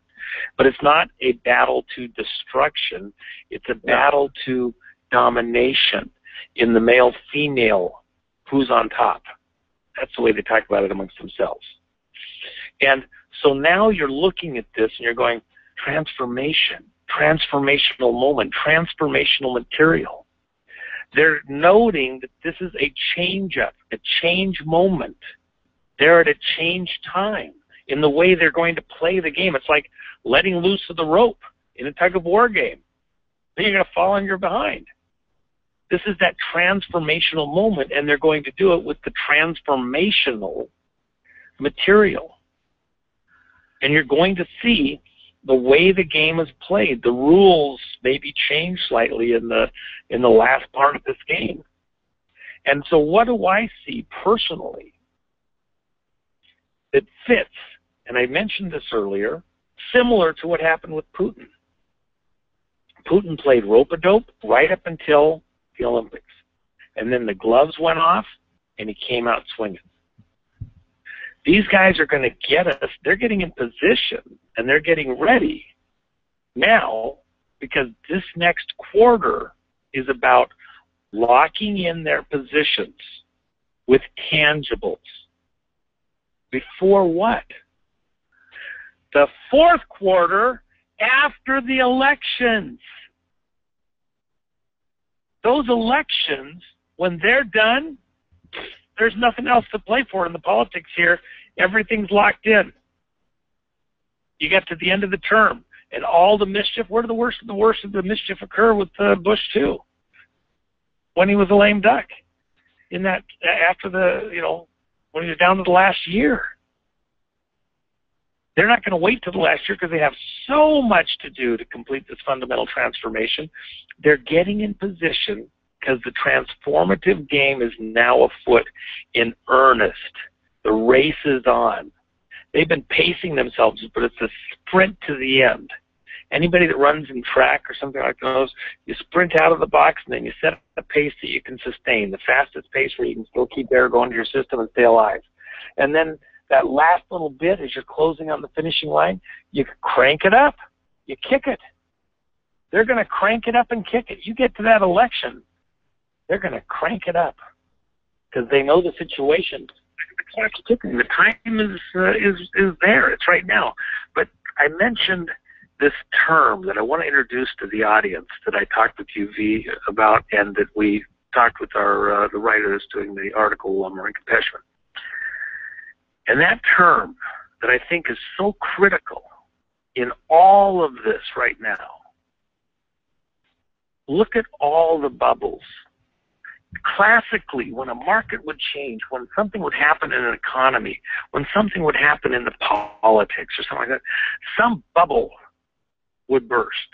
Hundreds of years ago with the Dutch and that whole area up there, and what they called the tulip bulb bubble. People were all into tulip bulbs, and they're trading whole lifetimes of monetary wealth for one tulip bulb because they could put them in the ground, grow them, and sell them and make money. And it was a bubble. It burst, and suddenly nobody wanted tulip bulbs anymore because you can keep growing them forever. And with the property thing, they keep subdividing land down to smaller and smaller parcels, and they build bigger and bigger houses, and we're going to run out of land, but they don't run out of land. They just add more roads and more taxes and everything else. And the real estate crisis, it's a bubble. And the paper that supports it's a bubble. The stock market situation, where you got to get into your position right away, or you're not going to be there for the next big run up, and you're going to get creamed, and you won't have any value because the market's going to rise, and you're not going to have made your money, and you won't have it for retirement, and you're going to go bust. And it's that Scythian thing, pushing the rock up the hill. We could go down the list and probably come up not with 5 major bubbles that in any other era in American history or world history would have set the world on its ear. We could probably go down the list and not name just 10 or even 20. We'd probably name 100 that any one of them would be enough in any other time to have set the world back, decade or two as the bubble burst and the crisis erupted. And this moment, it's bubbles on top of bubbles. And so most all of those bubbles are related to some type of a lie, a paper lie, a card game lie. We look at the Fed and the printing of money, and we say, it's a Ponzi scheme. It's a bubble. We look at the stock printing. It's a bubble, the way that they're building up all the electronic trades and they're building up all these transactions and more stocks than to exist. The money is built on, stuff on deposits that doesn't exist. All of these bubbles are based on phony, lying paper. They're foamy bubbles. The bubble isn't just one bubble anymore. It's foamy bubbles. We are standing on a foamy stack of bubbles. And when not just one bubble bursts, all the bubbles burst. If anybody takes Windex out in the room you're standing in, run! They spray that Windex and that stack of bubbles you're standing on, you're going to fall right through the earth. A little light a day, break that tension on those bubbles, you're done. That's the moment we're in. A little bit of clarity, a little bit of truth, and we're done in any one of these markets. And what are they doing? Get a solid chair. The music is about to end. Don't walk slowly and measured to the lifeboat on the Titanic. Get your butt over to a lifeboat and get in it right now, because there isn't enough seats for everybody. Or make your prayers and make your arrangements and make your peace with God, because everything that you have built today to this point is about to go to the bottom of the North Atlantic along with you. Get real. This is a real moment. This isn't just playtime conversation. A lot of people might take it seriously, and seriously is that they, put an extra can in the fridge or something. I don't know, whatever it is. But that's probably not going to be enough to save you. You've got to find your maker and ask him what he wants you personally to do. That is his plan for you to start getting out of the way of what's ahead, because it's going to be serious, it's going to be horrible, and there is time. It's not this week, this month. It will get painful. It will get worse progressively. You're going to see deterioration. You're going to see drama, but you got time if you have time to pray. God's as serious as you are. They're not playing around. They're sending real codes. Go ahead. Exactly. Let me just interject something here, since we did forego the top of the hour break. I just want to mention, you said, W, that we do have time. Folks, one of the big things you can do right now for your family, for yourself, go to AmericanSurvivalWholesale.com. That's AmericanSurvivalWholesale.com. They're making this program possible for you tonight. Go to the new products area, go to the Trading Post product. It's a $159.95 item. It's called the Trading Post. This product was actually designed by the very people we have on the program tonight. Look, they know what they're talking about. As W mentioned, as V mentioned, food will become important to you. This product was developed for just that. It's called the Trading Post. It is a bag, a canvas bag. It has protein in it, food stuffs, 19 servings of chicken and turkey and sausage and egg powder and so on and so forth. 59 cents a serving approximately. This was developed for bartering, trading purposes. Look, we've got time, as W just said. As V indicated earlier, you're going to need food, water, in addition to silver. Making this show possible tonight, making the voices of V and W being able to be heard tonight is AmericanSurvivalWholesale.com. Do something for your family. Do something for yourself. Order the Trading Post tonight, while you still have time. Go to AmericanSurvivalWholesale.com. Click on the new products. Go to the Trading Post. Get it while you can. We don't know how long this is going to last. This sale is going to last. And just consider the fact that if you current price of silver, 8 pieces of silver, 8 ounces of silver, we'll buy this. If silver goes to $200 per ounce, this pack would trade for those same 8 ounces. So, folks, do it now, AmericanSurvivalWholesale.com. For those joining us late, you're tuned into the Hagmann and Hagmann Report. Special guest V, the Guerrilla Economist, RogueMoney.net. For a cup of coffee, the cost of a cup of coffee a month, you can have the financial inside information that V, the Guerrilla Economist, offers. We're clients, we're customers of V on the website. I would urge everybody, that's the best $2.99 or whatever it is a month that we've ever spent, that you can spend. We endorse it 100%. V, the Guerrilla Economist at RogueMoney.net. And of course, our very friend W, a man, an insider's insider, if you will. These are the voices you're hearing tonight. You're not going to get this anywhere else. As far as I had the conversation about the endorsing guests, these two gentlemen are two that we, in fact, endorse and believe in 100%. With that, V, and thanks, gentlemen, for your indulgence for allowing me to say that I had to pay the bills. But V, I'm going to turn it back to you, sir, and turn it to you for your comments on what W had said and for your extended comments as well. You know, one of the things that I want to make clear to a lot of individuals here, okay, we are in a market situation that's very, very unique. It's probably the most unique it's ever been in 800 years of human economic activity.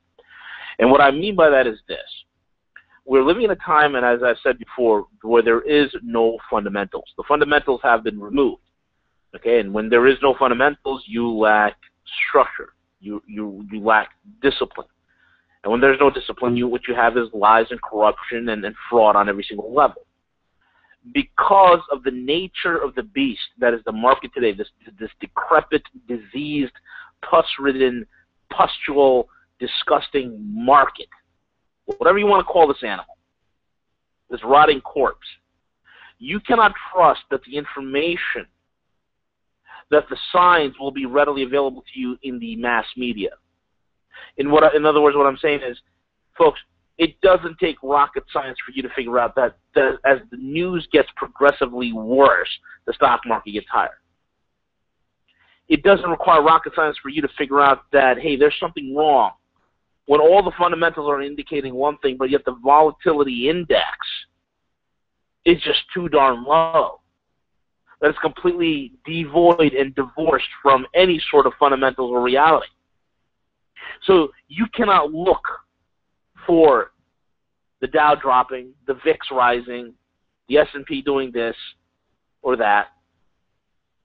The ultimate sign that could possibly be given to you was given to you tonight. The ultimate signal that you could have ever received, the secret of all secrets, for you to get ready, for you to exit, for you to begin the process, it's already been given to you. So when I want people to know, you know, I get tons of emails, hey, what about this, what about that sign, what about this, what about the market here? Folks, you cannot look at the current metrics that we're using, because the current metrics are all fraud. How can you rely upon fraudulent metrics that were created by fraudulent individuals in fraudulent markets dictating you the real value of a tangible? You just can't do that. This is the ultimate pump and dump. This is the ultimate smoke and mirrors game. And they've allowed it to happen this way because they're about to do a reordering. They're about to move things around, so to speak, to the next stage. And all that we're witnessing today, folks, is the birth pangs of a dying empire, a dying superpower that is just a caricature of its once former glory. They're allowing it. So you don't need to look at what's the VIX doing? What's the Russell 2000? Where's that at? How's that performing? Because it's all fake. It's not based on any sort of reality. It is the very credential, signs, and signets of con men. That's all it is. That's all it is. It's the time, folks, that you shut off your TV, you cancel your subscription to the Wall Street Journal. Get your subscription to the roguemoney.net, of course, but you cancel your subscription to Financial Times, and you begin to start doing those things that are necessary in order for you to survive. And this is it, folks. This is literally like the Titanic, a ship designed to sink. And you have limited lifeboats. Real hard assets are finite. They're finite. It's not out there in vast sums for you to just gobble up. It's finite. If there's smoke in the theater, you don't run off and scream and try to make a mad dash to the exit doors over here, because then nobody gets out. What you do is you get up quietly and you begin to move out. And that's the sign you folks need to get tonight. Is there smoke? And where there's smoke, there's fire. In this case, it's a raging inferno. And it has been lit, and it is raging through Africa, through the Middle East, through Europe. Show me a corner of the world where this fire is not emulating the very structures and rudiments of society. Show me where. The Bible talks about the perplexity of nations, the stress. Everywhere you look, nations are perplexed. Everywhere you look, nations are stressed. We are converging on a very, very serious point in human history. We are converging into what the Bible calls the labor pains, the birth pangs.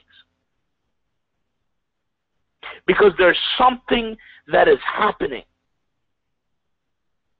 A transformation is occurring.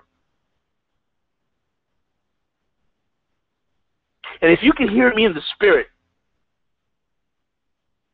you're feeling that too. You've been feeling that unease. And tonight, folks, what W and I are talking about, we're giving you a clarion call. We're giving you the masses a front row seat to real inside information. This is not entertainment. And look, there's quite a few individuals, people, groups that will listen to a program tonight and think it's great entertainment. Wow, that's some good ideas. W, the Intelligence Society, V, the Guerrilla, great radio. Folks, we're not Jack Bauer over here and Louis Salinger. If you don't know who Louis Salinger is, the character from The International. We're not replacements for your entertainment. This is not business as usual. This is serious stuff.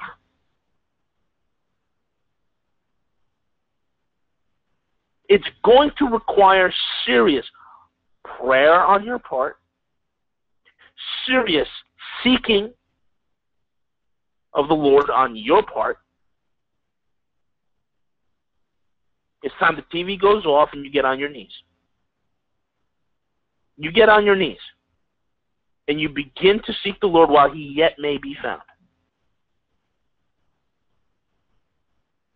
Because some of you have the means to move, and some of you don't. And in those that don't, you need an intervention that is divine, that is from God himself, to give you the direction and the grace to not only move, but to withstand and survive what is to come. That's what's the most important thing. Because the war that we're talking about, folks, it's not in the physical sense. This is an invisible war. It's been raging for millennia. Countless millennia. And it's culminating up until this time. And that's what this is all about. This is beyond borders. This is beyond politicians. This is not about Obama, the puppet. It's not about Putin. It's not about any of that. These are just characters on a play, on a theater for the profane. Characters for you and I to root for and think that we're a part of. We like to feel like we belong. But this is theater. This is theater. Let's not forget that for 1 second. This is theater. And what is at play here is more than just nations. It's more than borders. It's more than countries. It's more than currencies. It's not a currency war we're facing. It's a war in the spiritual sense, to the fullest ownership of the human soul. That's what this is all about. So tonight, you take this warning. You chew on it. You think it through real good. Pray about it. and you see where the Lord takes you. You know, let me just add one thing too. For all those people that, you know, they think, you know, God's behind America and He's going to help us and we're going to get through this together, etc. And He's going to help us, you know, with our investments and to protect ourselves, etc. Right. God's going to bless your money with all its satanic symbols on it, with all Masonic imprints. He's going to bless my money and make it more. He's going to give me more of that green stuff. He's going to bless that. He's going to multiply that. God, which God are you talking about here? You know, it's like that series from Sopranos. And the restaurateur gets in a little bit of trouble, and so the mob comes in. They're going to loan him a little bit of money and help him out with his business and help him out of his business. And eventually he owes so much that the only alternative that they give him is to burn the place down, bust him out. Well, why is he in that shape in the first place? Because they were just going to help him build his business? Yeah. They went in there and they're bleeding it dry every way you can possibly do it. That's the politicians you've elected. That's the people you put in charge of your pension. That's the people that you gave the responsibility to take care of you in your retirement, because they promised me.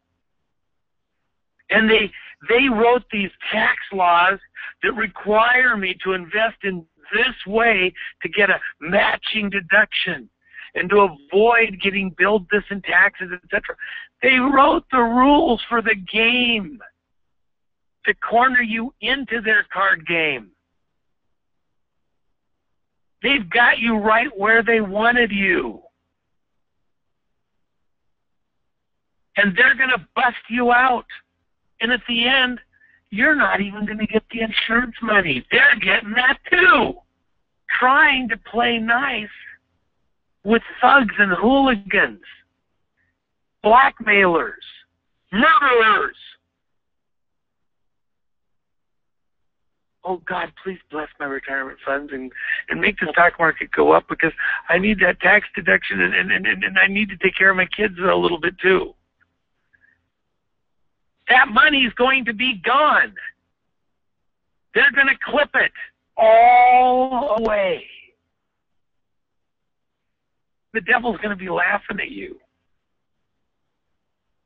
What are they going to be doing? They're going to be sitting on their silver and their gold.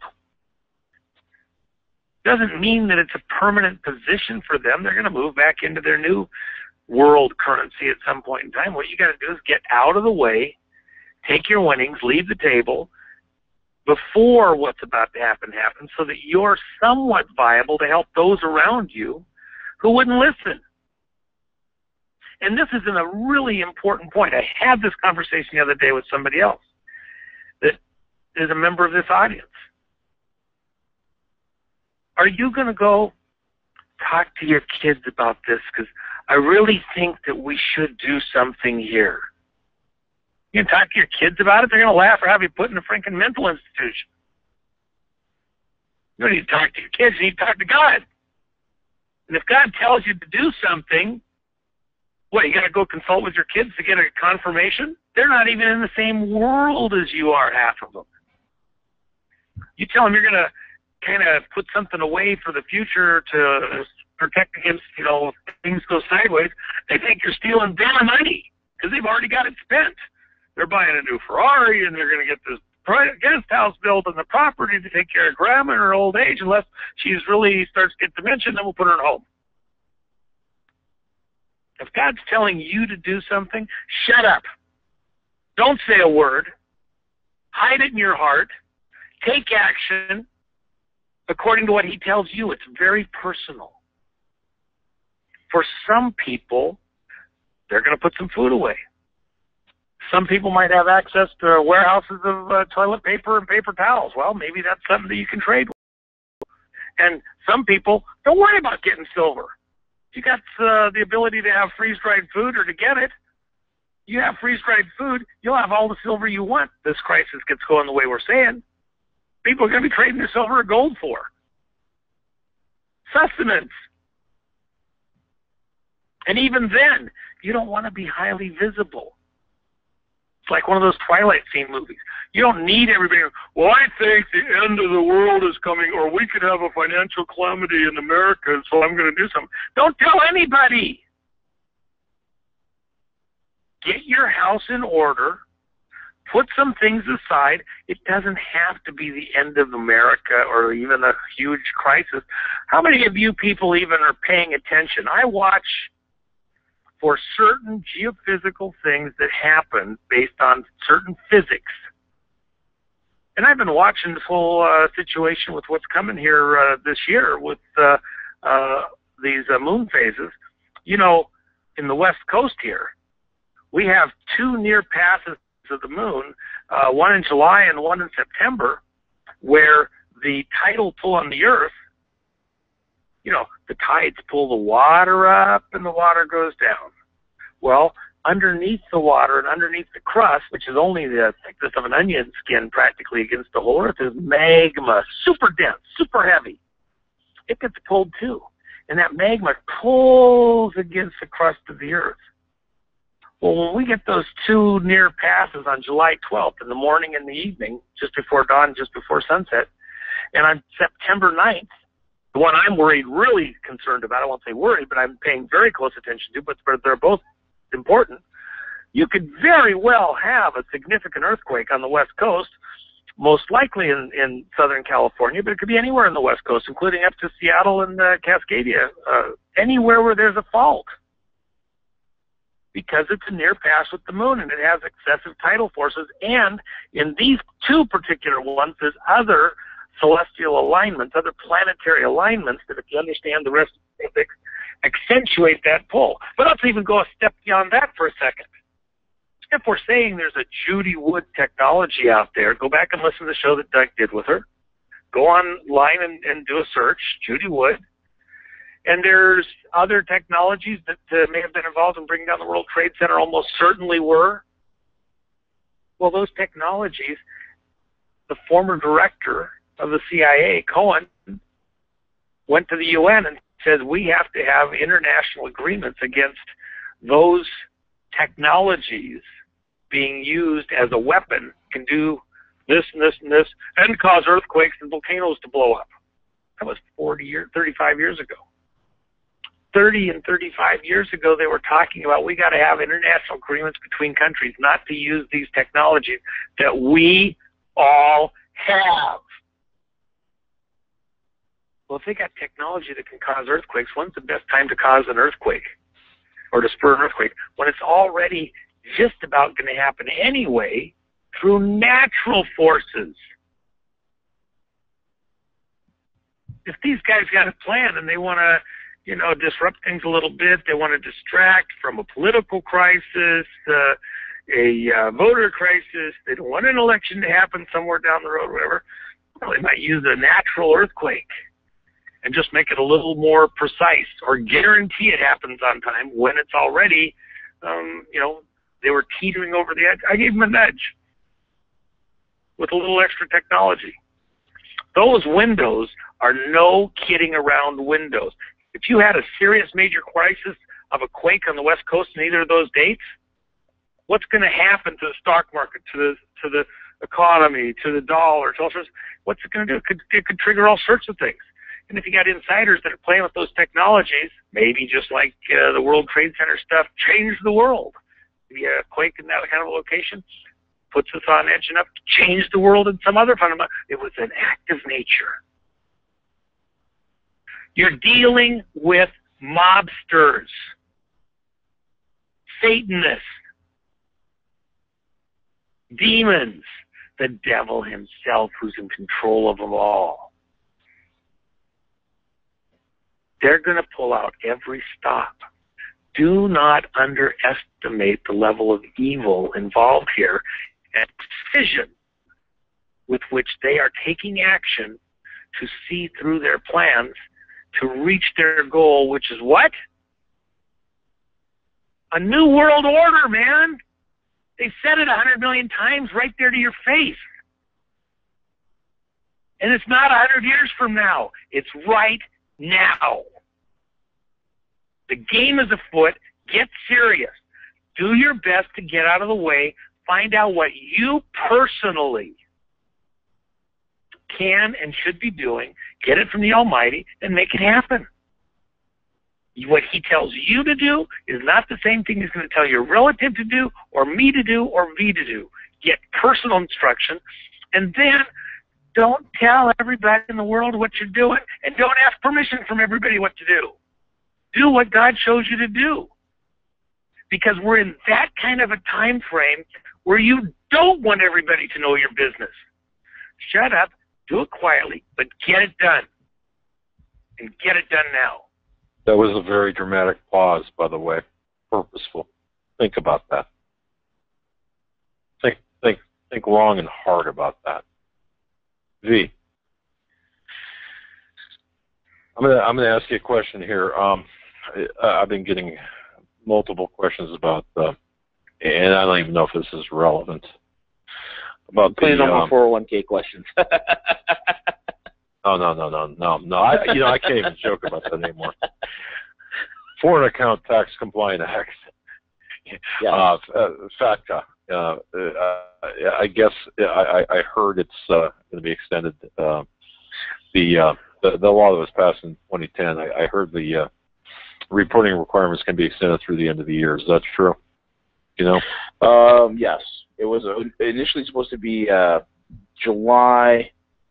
Actually, it was supposed to go in July 18th of this year. It was supposed to go effect. But they pushed it towards the end of the year. Okay. Anything to be concerned right now for our audience, our listening audience, with respect to the Foreign Account Tax Compliance Act? Well, here's the thing. There's a lot of my clients that are abroad that have investments abroad. Okay.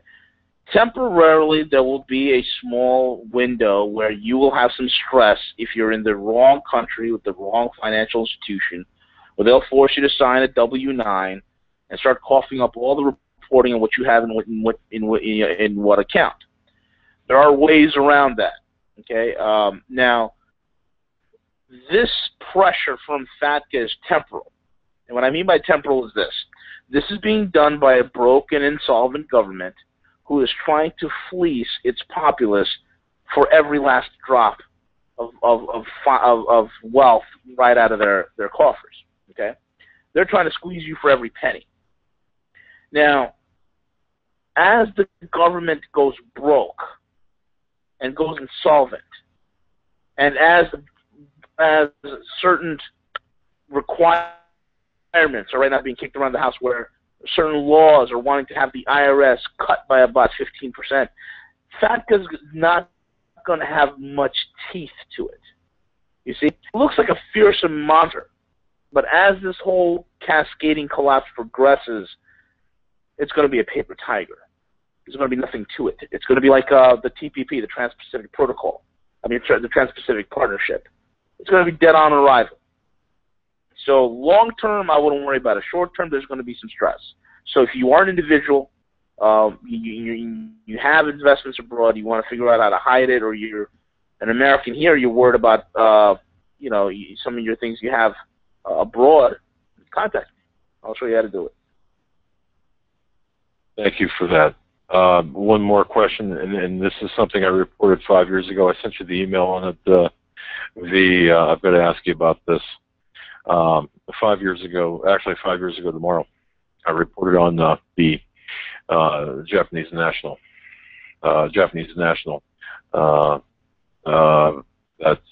we're smuggling $135 billion in U.S. government bearer bonds, which happened to be exactly the exact amount of the remaining TARP money at the time, the U.S. Troubled Asset Relief Program, or TARP money, as it was announced by the Department of Treasury back in 2009. But bottom line on that, is that relevant today? Was that the scheme where there were two Japanese nationals caught smuggling or attempting to smuggle $134.5 billion worth of U.S. government bearer bonds? I guess they got caught at the Swiss border, I believe it was. Was a criminal conspiracy that has relevance today, or was that or was that just part of a continuing course of criminal conduct that we should just kind of keep in the back of our minds? Is that something that we should discuss, or is that something over? Yeah, it's part of the much larger. It's part of the continuing criminal conduct that's occurring globally. This is all part of the fraud. That all ties in with the Japanese bond market. We've seen the pressures in the Japanese bond market intensifying.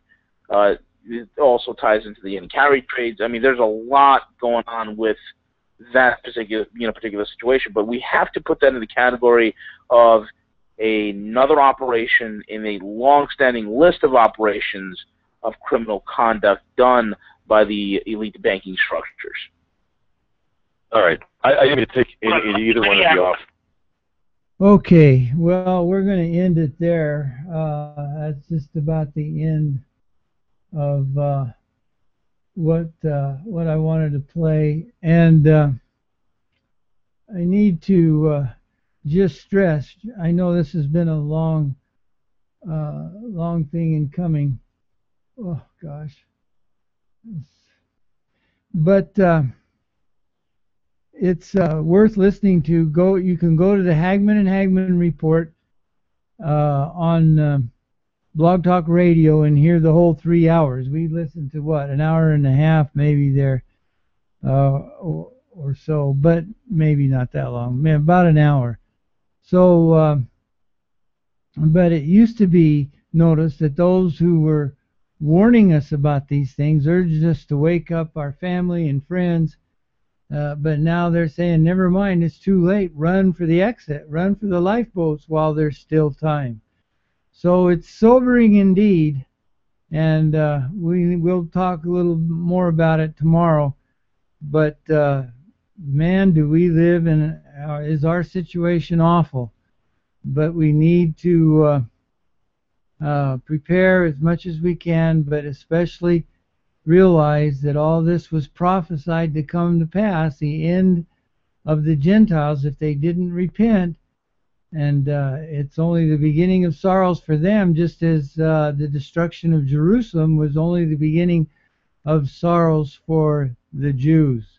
So we see all this coming to pass in the Lord's transition. These people are talking about transition from currency to silver, but the Lord talks about transition from taking the fullness of the gospel to the Gentiles to turning from the Gentiles and taking away the fullness of the gospel from them and taking it to his people, the remnant of his ancient covenant people, Israel. So these great events are happening right now in our time.